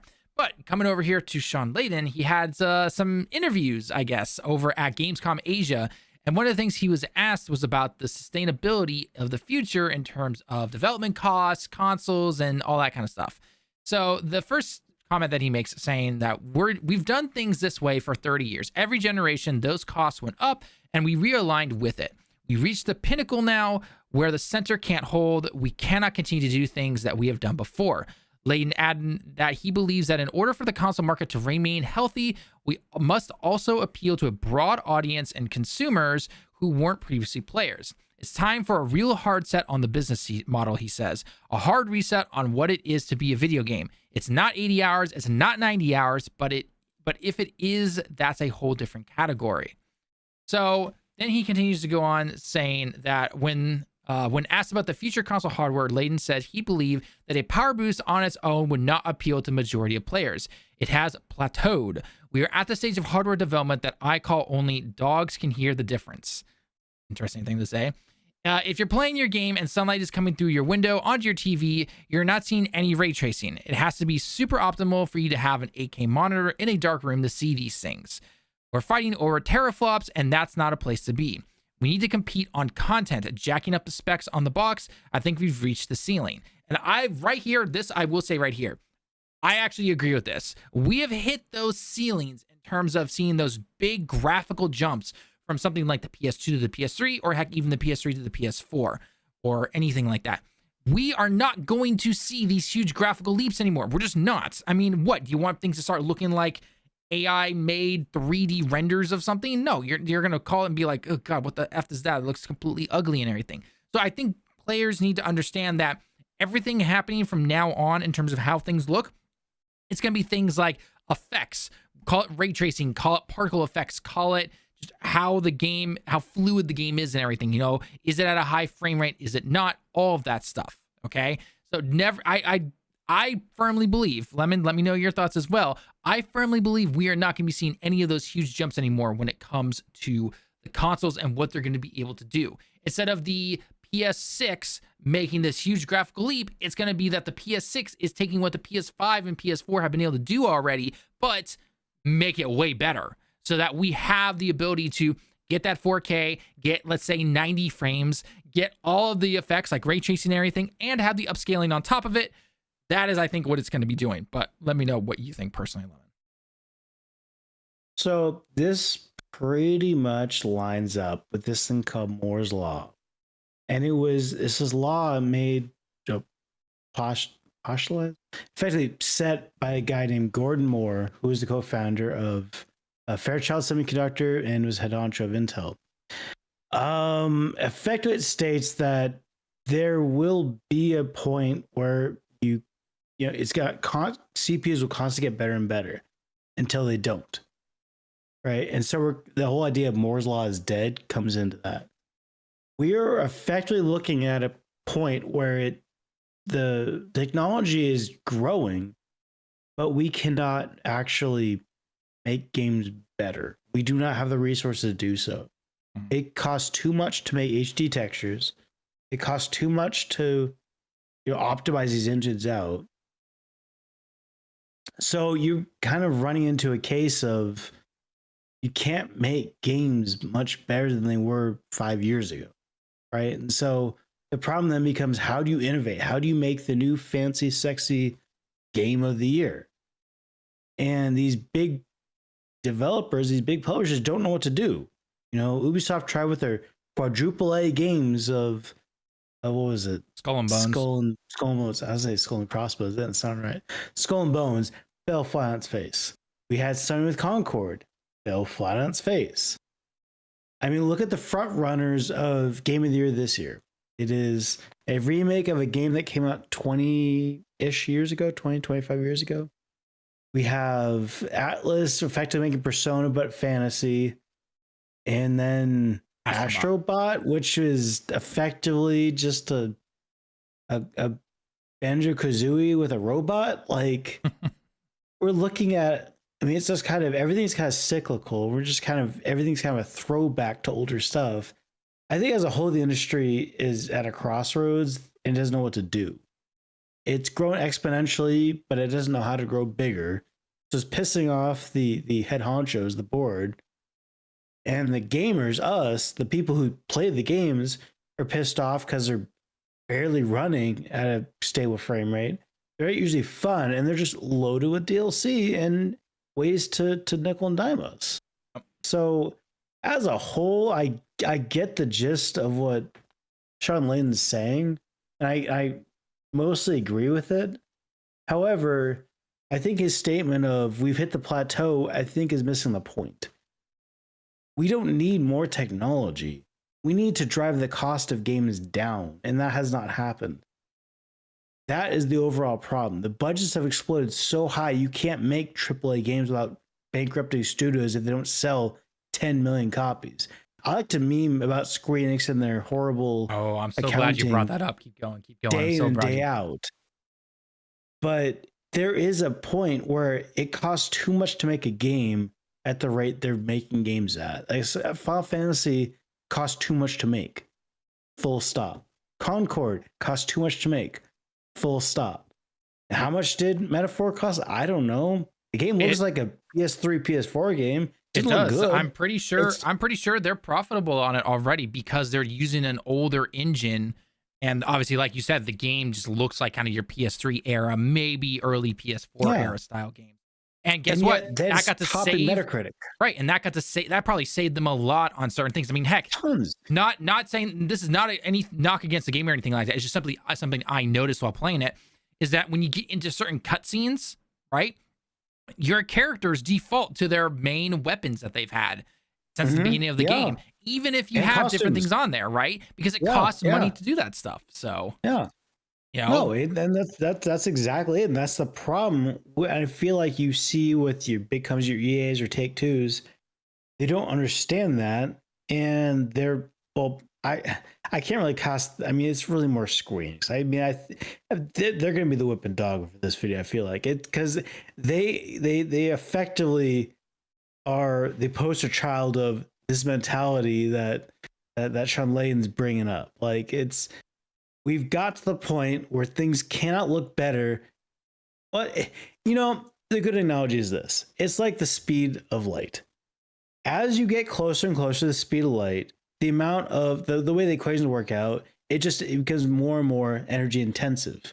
We are getting to the point where it costs so much money to make these games, to make games look immaculate, that it's just not worth the money anymore. And for some reason, I mean, maybe this is like the delay, because everything's like a 5-year roughly development period. Maybe we'll see course corrections in 4-ish years, but like, things aren't looking great for the video game industry. Right. I think I'm so glad that you A, brought up Square Enix, and B, brought up how long it takes to make games, because I have two things I want to bring your attention to, and I want your opinion on this. So as always, guys, leave your comments down below. But the first thing I want to bring up is, again, the punching bag that is Square Enix, right? As somebody who loves the whole like remake trilogy and everything like that, yes, Square, unfortunately, though, they have, like anywhere, crazy budgets, games taking crazy amounts of time to make. Final Fantasy 15, anybody? And that was before current gen right now. The remake trilogy, I will give props to that, at least between remake to Rebirth. It's only taken 3 years because they kept the same team members together, so they knew how to make it. But anyway, getting back to the first point that I want to talk about, though, is the fact that we see, I almost feel like you have two areas of companies right now. You have the big guys like EA, Take-Two, Sony, Microsoft, and everything, that if a game doesn't sell 15 million copies in the first month, it's considered a flop and everything, right? And then you have other companies over here that, I don't know how big each particular company is, but you have companies like Capcom or Sega, right, who are definitely smaller, right? But they're still a good size, right? They're not indie size or anything like that. And they celebrate when a game sells 1 million units or 3 million, right? And going back to the Square Enix side of things, at least the way I personally look at it, Square Enix is not who they used to be back in the 90s. They are not. I think they still think they are. They still think they're that giant, like, yeah, we made the best looking game at that particular time, and we can do no wrong. If Final Fantasy should be selling, 20 million copies in a month or something like that. I think, honestly, they're kind of at the same area that something like Capcom is, in terms of like their size and what they should be expecting from their sales and everything. Because we meme on it all the time, right? You see it all the time. Square Enix, says that things were, we projected it to be here, and it fell short of expectations. We all just roll our eyes because we're like, well, no shit. Square always has these super high expectations and everything. But something like Final Fantasy 16, right? That game sold 3 million copies, I believe, in a week or so. Correct me if I'm wrong on that. Why isn't that kind of thing celebrated? Well, it's because they still think they're this big ass company over here and everything like that. Not to mention the fact that you still have these boards and CEOs and higher ups, obviously, that's like, well, it made money, but it's not making as much money. Not to mention, I think that a lot of people still forget about this. Even though Final Fantasy 16 did it really well for its own, it did not balance out the failures that were Foam Stars and whatever that real crap game was from beforehand last year, or 2 years ago, I should say, maybe a year ago. Forsaken, whatever it's called. Oh, Forspoken. How'd you think about Forspoken? That's a great game. Yeah. So you had those that would dip them into the red, and Final Fantasy 16 brought it back up. But Final Fantasy 16 is not going to have the staying power to just off balance that or to balance that stuff out. It just doesn't. And I feel like Square needs to get their head out of their asses. And hopefully that new, head guy right now is somewhat starting to do that, because they are trying to now bring in, multi-platform releases and everything, which I've said this beforehand. I think in order to actually do that, they need to have a dedicated PC team, because you're still going to run into the same thing. It will release on PlayStation or release on Switch first. And then in order to get it onto PC, unless it's, again, not a terribly crazy game to try and optimize for PC, because there's multiple different ways people can configure PC settings and everything like that, it's still going to take them the same time. If you actually think that, saying, okay, Final Fantasy 17, yeah, it's going multi-platform. It's like, okay, you better hope that they actually have it ready to go on all platforms. Otherwise, it's still going to release in one spot first, and then it will eventually release, right? I could see it being like where it releases on PlayStation and Switch, for example, and then it releases on PC down the road, just like we saw with Final Fantasy 16. Yes, there was technically the exclusivity with Sony and everything like that, but they announced the PC version of Final Fantasy 16 like a year and a half before it finally released. I feel like they probably ran into some pretty big issues with that. But anyway, we're getting off topic with that, though. So that's my first thing right there, is that someone like Square thinking there's this huge, big company and everything like that. And in reality, they're probably still at the same size of like Capcom. And yet we see Capcom celebrate all these victories. Heck, they celebrated that Street Fighter 6 sold 5 million copies, I believe, across all platforms. And then Square comes in and is like, 3 million on one platform. Could have done better. It's like, again, the logic of that kind of stuff, right? I don't think that's something that can be sustainable anymore. And I think especially higher ups and boards and everything need to start looking at the reality that you can only make it go up this much, or sales and everything are only going to be a certain amount. It'd be like expecting a game to sell 200 million copies on the Switch when the Switch has only sold 150 million consoles. Where's the extra 50 million coming from? So it's wishful thinking. Yeah. I mean, like mathematically, it doesn't make sense. It just doesn't. So no, it's to appease the board members. I know, and we've already said that the board members are stupid and they don't understand anything. They just want to see numbers go up, essentially. Like, we get that. Again, capitalism, the whole 9 yards. Like, graph whatever. Go up. Yeah, number must go up. So, I don't know. What are your thoughts on it? Do you think do you kind of agree with that, though? That's, again, using Square as a punching bag here. Do you think they need to, look at reality about where they actually are and everything? There is a level of ego that I feel like Squeenix really needs to kind of shake off. Like you mentioned, gone are the days where they were, top of the game. They were the developers and publisher of the game that kind of set the graphics of a generation. Right. They gone are the days of the PS2 with Final Fantasy X. They should have taken note when Final Fantasy 13 absolutely stumbled out of the gate.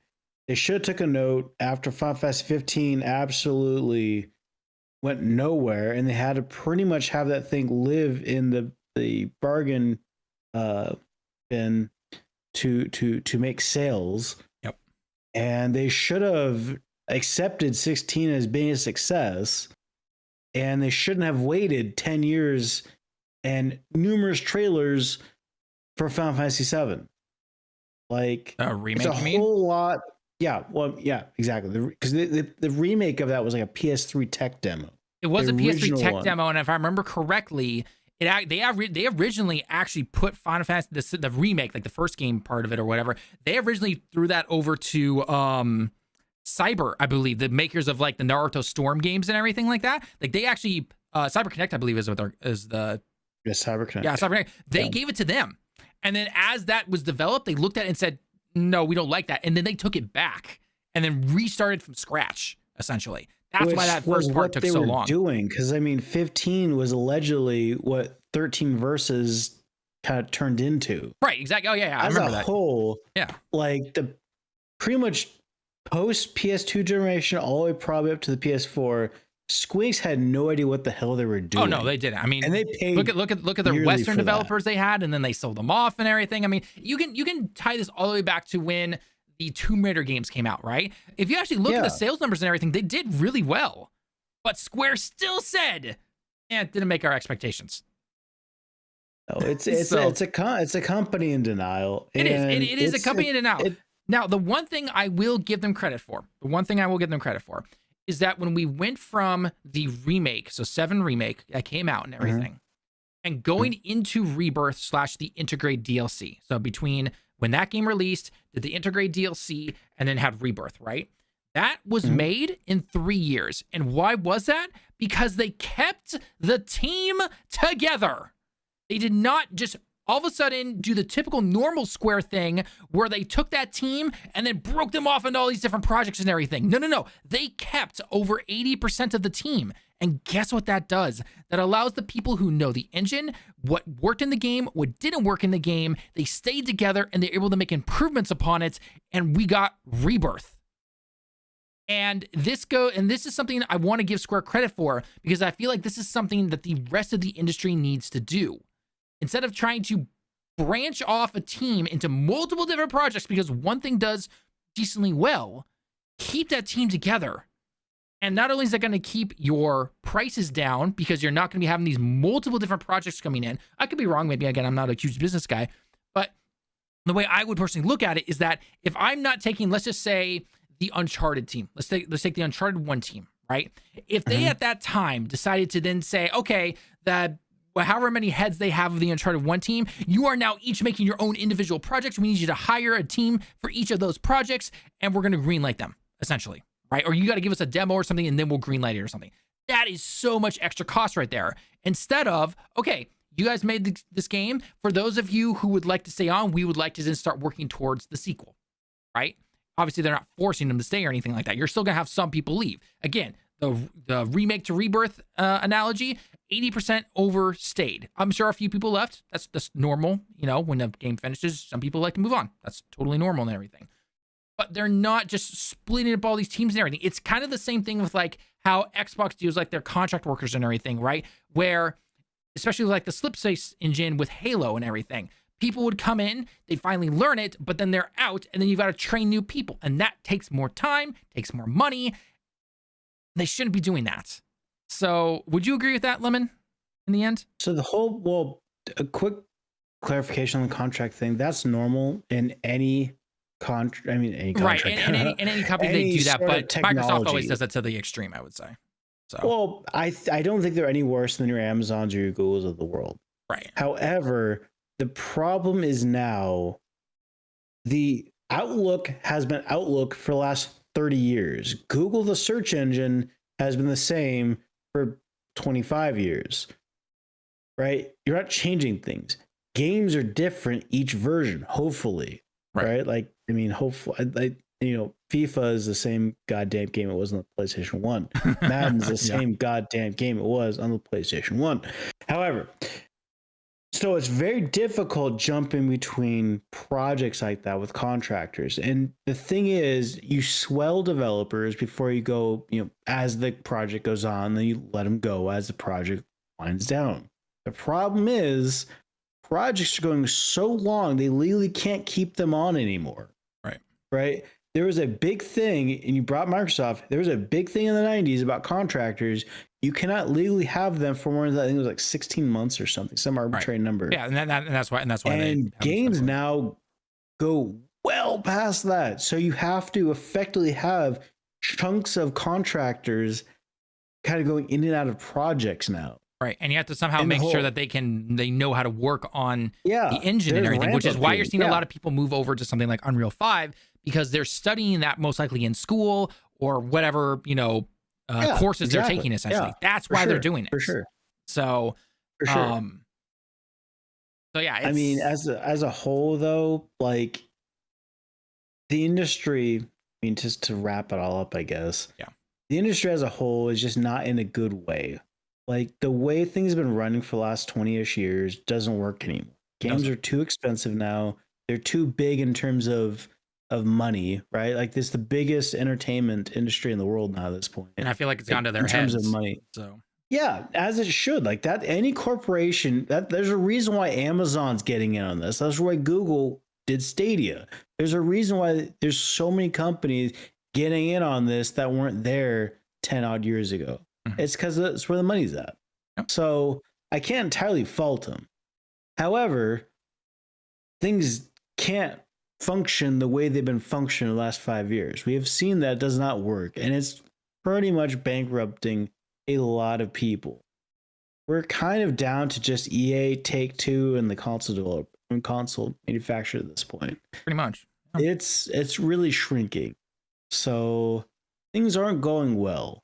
And as people keep, soothsaying, we are in the midst of watching another video game recession, if not, outright crash. And I can't deny that. Like, things are not going well. Plenty of games to play.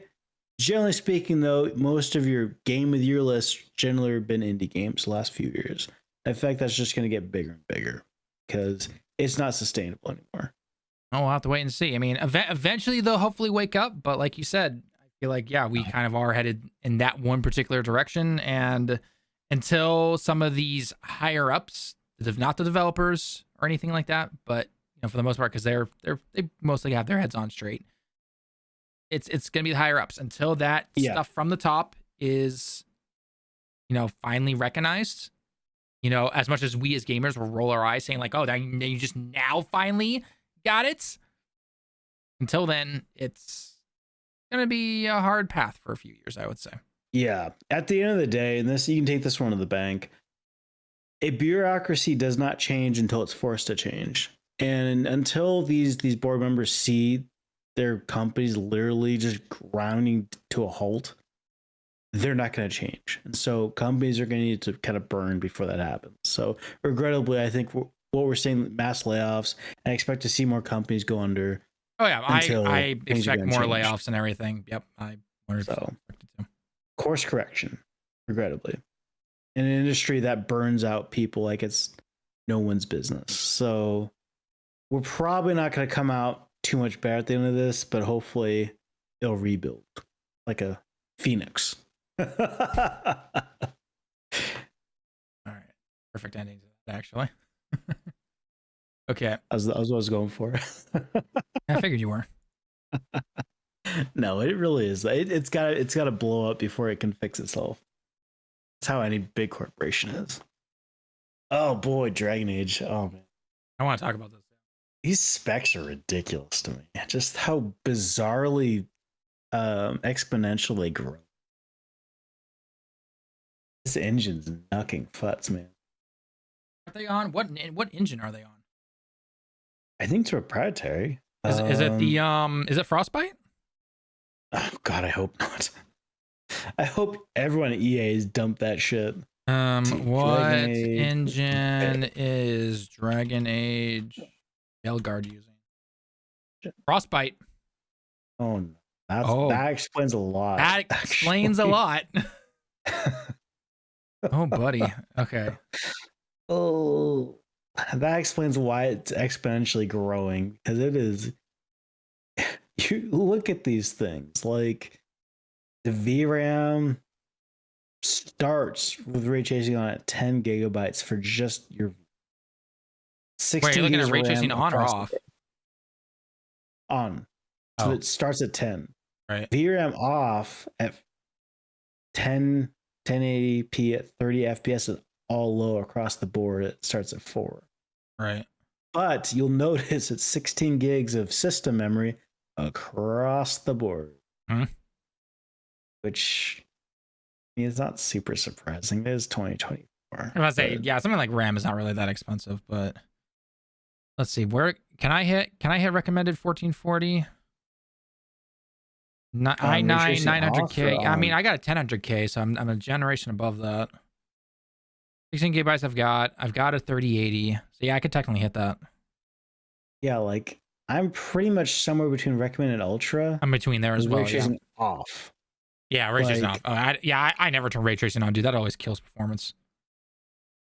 I can't even hit 4K. Actually, it's funny if you look at ray tracing, they don't even have 60 FPS. It's 30 FPS for RT on, Ultra RT.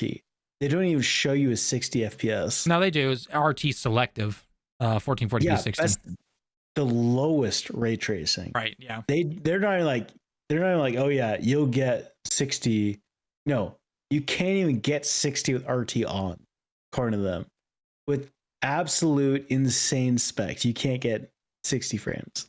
All right, we'll talk about this in a second. Let me just get some water and then. Holy shit, that's ridiculous.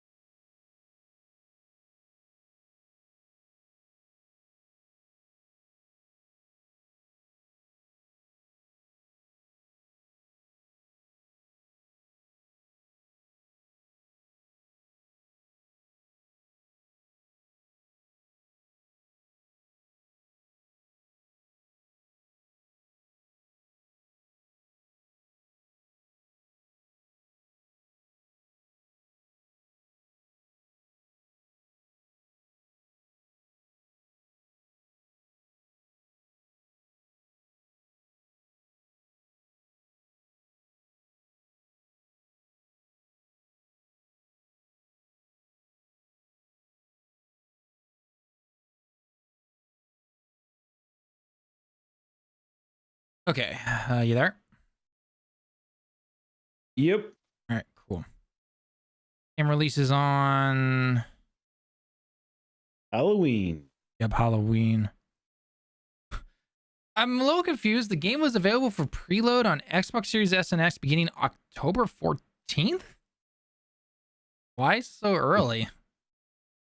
Because I think they've been gold for a very long time. They've been gold for a while, but I'm just like, why the 14th? But then everything else is the 29th. They just want to have it early, I guess. I guess. Well, I guess you can just stare at the start screen, just counting down for 2 weeks or so. I don't know. Alrighty, editors. This is gonna start right here. We'll get right into it. So, Dragon Age: The Veilguard is releasing in less than 2 weeks, and all bets are off when it comes to the expectations for this game. If you guys don't know, BioWare and EA, to some extent, essentially, they've had 2 major flops back to back, and if this doesn't work out for them, I wouldn't be surprised if we don't see BioWare like around at all. Definitely for at least 10 years, I would say. But they've been doing everything right, I would say, moving forward with this game. Aside from the initial, I would say, reveal trailer, even developers themselves have said they did not like it. But once they started showing off actual gameplay and their preview events and everything, everyone's kind of going like, this is actually kind of working out really well. And they're also doing a lot of cool things like not having third-party DRM is absent. They are already Steam Deck verified. I'm pretty sure they've gone gold already, which is pretty cool. And now we actually get to see the PC requirements for this game. So we want to take a look at these real quick, and we want to know your guys' thoughts. Are these requirements good? Are they bad? Are they kind of in the middle? Because there are some additional nuts that we're going to talk about here in a second. But if you can look on screen right here, obviously we've got ray tracing off and ray tracing on. Just unless you've got a 4090, just turn ray tracing off. That's all I'm going to say. Okay, it kills your performance. Why have that? But anyway, looking at the average performance, they have for minimum 1080p 30 FPS. In-game graphics settings are going to be set for low. Operating system across the board, Windows 10/11. CPU for this is going to be an i5-8400 or an AMD Ryzen 3 3300X. RAM across the board, regardless, is still 16 gigabytes. The GPU for these particular low settings is going to be a GTX 970. I had one of those over 10 years ago, so that's definitely somewhat impressive. VRAM for that is going to be 4 gigabytes, and then storage is going to be 100 gigabytes, which again, pretty normal across the board. It says HDD support. Guys, get off of that spinning drive. Just have an SSD. They're not that expensive anymore. Like, just get off of it for gaming at least.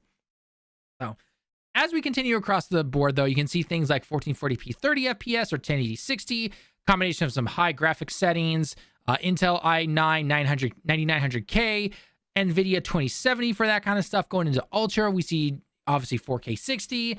We see Intel i9 12900K or an AMD Ryzen 9 7950X, 4080 for a GPU or a 79 XTX for the AMD side of things. So we're seeing some, overall not terrible specs, I would say, in my personal opinion. Do keep in mind that this game is being run on Frostbite. And if you've not played a Frostbite game in quite some time, maybe you played Battlefield like we did back in the days, that is definitely CPU heavy in terms of how it works there. So keep that in mind. The final note I'll make before I turn it over to Lemon here is that it does say at the very bottom, AMD CPUs on Windows 11 and AM4 motherboards require a Agesa V2 1.207 or newer, aka I think your BIOS update. And then going from there, we've got RT Selective, so Ray Tracing Selective, which is over here on the right side, enables ray tracing features in certain areas that can be best take advantage of this feature. And then finally, average performance estimates including the use of optimal upscaling. So do keep in mind that even though we have these right here, upscaling in some areas are going to be turned on, which I feel like a lot of people do use these day and age, unless I guess you're some hardcore purist who says upscaling is the devil's work and everything. So, it is what it is.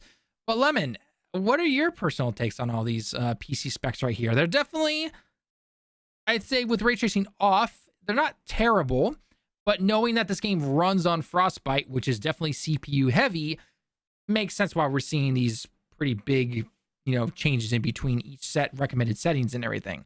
What are your personal takes on this as a code monkey / programmer? Upscaling's the devil's work. I mean, I think you kind of hit the nail on the head. Frostbite being very CPU intensive. You look at the core accounts on the ultras, either ray tracing off or any of the ray tracings. A lot of cores. A lot of cores. Like, I remember back in the day, I was pretty pumped getting a quad core CPU. That was pretty hot shit. And now my current CPU has 20 logical threads. So I think this game is gonna run like ass, though. I mean, I feel like it's crazy to me how we're at the point where our VRAM is nearly at the recommended system memory. Like, the Ultra ray tracing off, 16 gigabytes of system memory and 12 gigs of VRAM. Like, what is going on? Why do I have a combined of 28 gigs of RAM? Like, what's going on, guys? Like, that's weird. But I digress. Just how bizarre I find current system specs. I hope this game runs well. I really want this game to be good. I feel like these specs are very much kind of exponential in growth. In terms of the RAM is consistent 16 gigs across the board, which is interesting. Same with storage. It's only the VRAM and kind of the CPUs going up. I mean, minimum to recommend on ray tracing off is kind of a big jump, but I don't think the recommend ultra is that big of a jump. And for CPUs, for GPUs, it's not that huge of a jump going from recommend ultra. Ray tracing on is really interesting because they pretty much say, F it, we're not even gonna try for 60 frames. Like, RT on 1440p 30 frames, RT on 4K 30 frames. Like, guys, like, I can make the joke all goddamn day about the whole human eye can't see more than 24 and a half frames a second. It's more cinematic. Herp derp, memes go here, but this is not it. Like, we in a previous we were talking about the plateauing effect. We can't keep doing this shit. Like, this is ridiculous. 30 FPS on a $3,000 system? Are we kidding me? Who are we kidding? Like, this is ridiculous. FrameGen exists. Why do I have to dick around with 30 FPS? Like, everything's AI assisted at this point. Why do I still have 30 FPS? And it probably has to be down rendered then upscaled before it gets to your monitor. Like, what? Who are we kidding here? This is insane. All right, end rant. I'll probably play this game. If I don't play it on console, it'll probably be on ray tracing off, probably somewhere between recommend ultra for me. Well, it'll be interesting. So for anyone who's, for I guess kind of a look at how we personally can play this game if we choose to play it on PC, is we're in between the recommended and ultra of ray tracing off, I believe. We both have an i9 10900K CPU. We have 16 gigabytes of RAM easily. I think both of us have 32. I actually have 64 now. Okay, you have 64. Again, showing you just, RAM's not that big of a deal. Wasteful. In terms of a graphics card, I'm at a 3080 personally, and Lemon, you're at a 7900 XTX, if I'm correctly? Yeah. Okay. Top end AMD. Right, so top end AMD, SSD, storage, whatever, that's child's play for us. So yeah.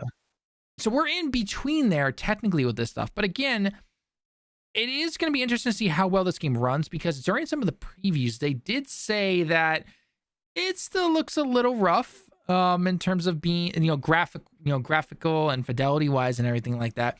I'm curious how this is going to run on the consoles, right? How is PlayStation 5 going to handle this? How is Xbox Series X and S going to handle this, especially S, like anything, because S is, 8 gigabytes of VRAM? If I'm right, 6, 8? It's 8 gigabytes of unified RAM. So unified RAM, so shared, yeah. And the minimum specs of this game are saying 16 gigabytes of normal RAM. So together be 20. Right. So just to put it in perspective, I'm pretty sure both the PS5 normal and the Series X both have shared 16 gigs. I believe they do, so yes. They're sharing their system and VRAM. So together they have less than the minimum on PC. Right. And then you want to throw this onto the S as well. Yeah.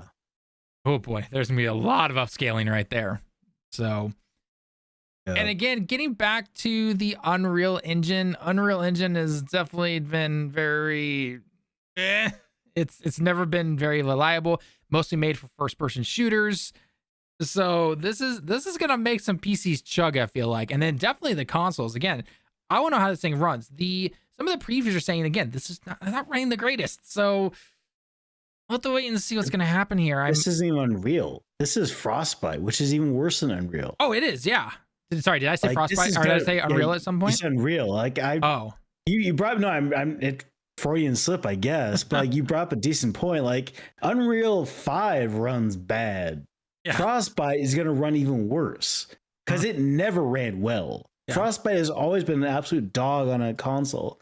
Just terrible on a console. It is. And they're going to try to running out here. Look at these specs. Like, this is not going to run well on a console. When this comes out and it gets decent reviews, I'm buying it on console. And I guarantee you, I'll be lucky to get 720p upscaled into 4K at 30 FPS on my PS5. I'll be lucky. Easily. Funny enough, this game is going to be PS5 Pro enhanced, but I don't know if that's really going to make a big difference. We'll have to wait and see. But yeah, I'm curious because especially when I saw the trailer during the latest, I believe it was the Sony State of Play, the one that we saw in September. I'm actually excited for this game. I think the game looks like a lot of fun. When I saw some of the previews and how kind of the combat was working and everything, it looked like a cool mix of some Dragon Age from beforehand, kind of combined with the Final Fantasy VII Remake/Rebirth combat system, where you slow things down, you get to choose things, and you're moving in real time. I actually really like that kind of concept and everything. But I am, again, worried about performance.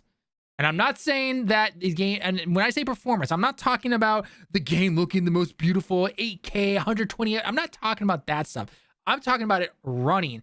Is it chugging? Is it stuttering? Is there clipping? All of that stuff. That's what I'm worried about. Right? So, like Lemon here, I'm definitely worried. I myself will be buying it on the PS5, even though I know my PC can handle it. It just simply makes it easier in terms of my setup for like doing videos and recording and everything. Unless I see in the reviews that the console version runs like absolute garbage, then I will buy it on PC. Absolutely. But I'm scared. I'm definitely scared in terms of the performance of this game. The game itself, just looking at the game, like the story and all this other stuff that you're going to be doing in it, it actually looks fun. It actually does. I hope it does well. but I am worried about the PC requirements and just how this is going to run on consoles. Like we said, even base PS5 and Series X, I fear for. S, I definitely fear for.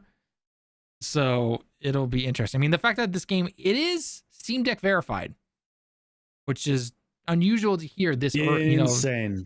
Right. But again, even looking at these specs and what we know that Steam Deck can do, that thing is definitely going to be pushing like what, 15 frames, 720, maybe at all low settings. Well, I guess we'll have to wait and see what's going to happen here. It will be interesting.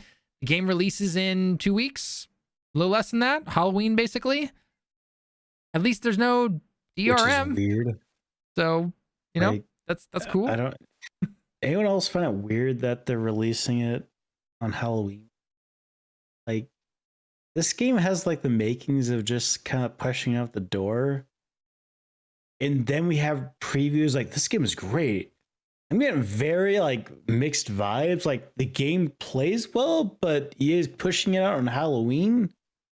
Yeah, I think they're probably just at the point like, you got to get this out now. No ifs, ands, or buts about it, essentially. Yeah, I don't. This whole run up to this game releasing has been bizarre. So I don't know what's gonna happen. All I can say is that in less than 2 weeks, we're gonna know. So make sure you guys check back then, and we'll give you guys an update on this because it is going to be interesting, to say the least.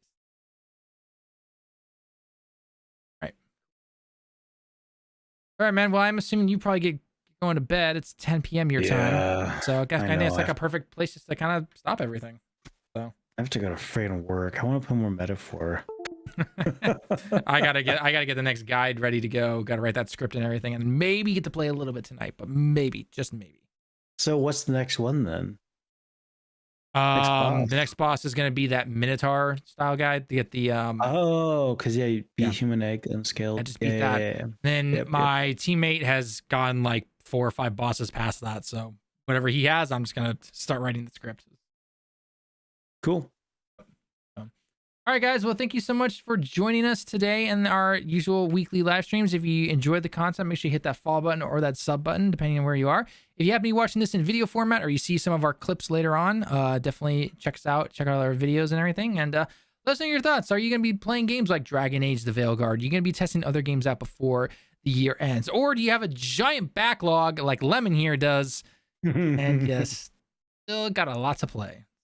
That's what Christmas break is for, though, where we all just sit down and play as many games as we effing can. So with that being said, though, I'm Talon with Direct Gaming, joined here by Lemon as always. We'll see you guys all in the next one. Johnny. I wish I had more time. God, I wish I had more time.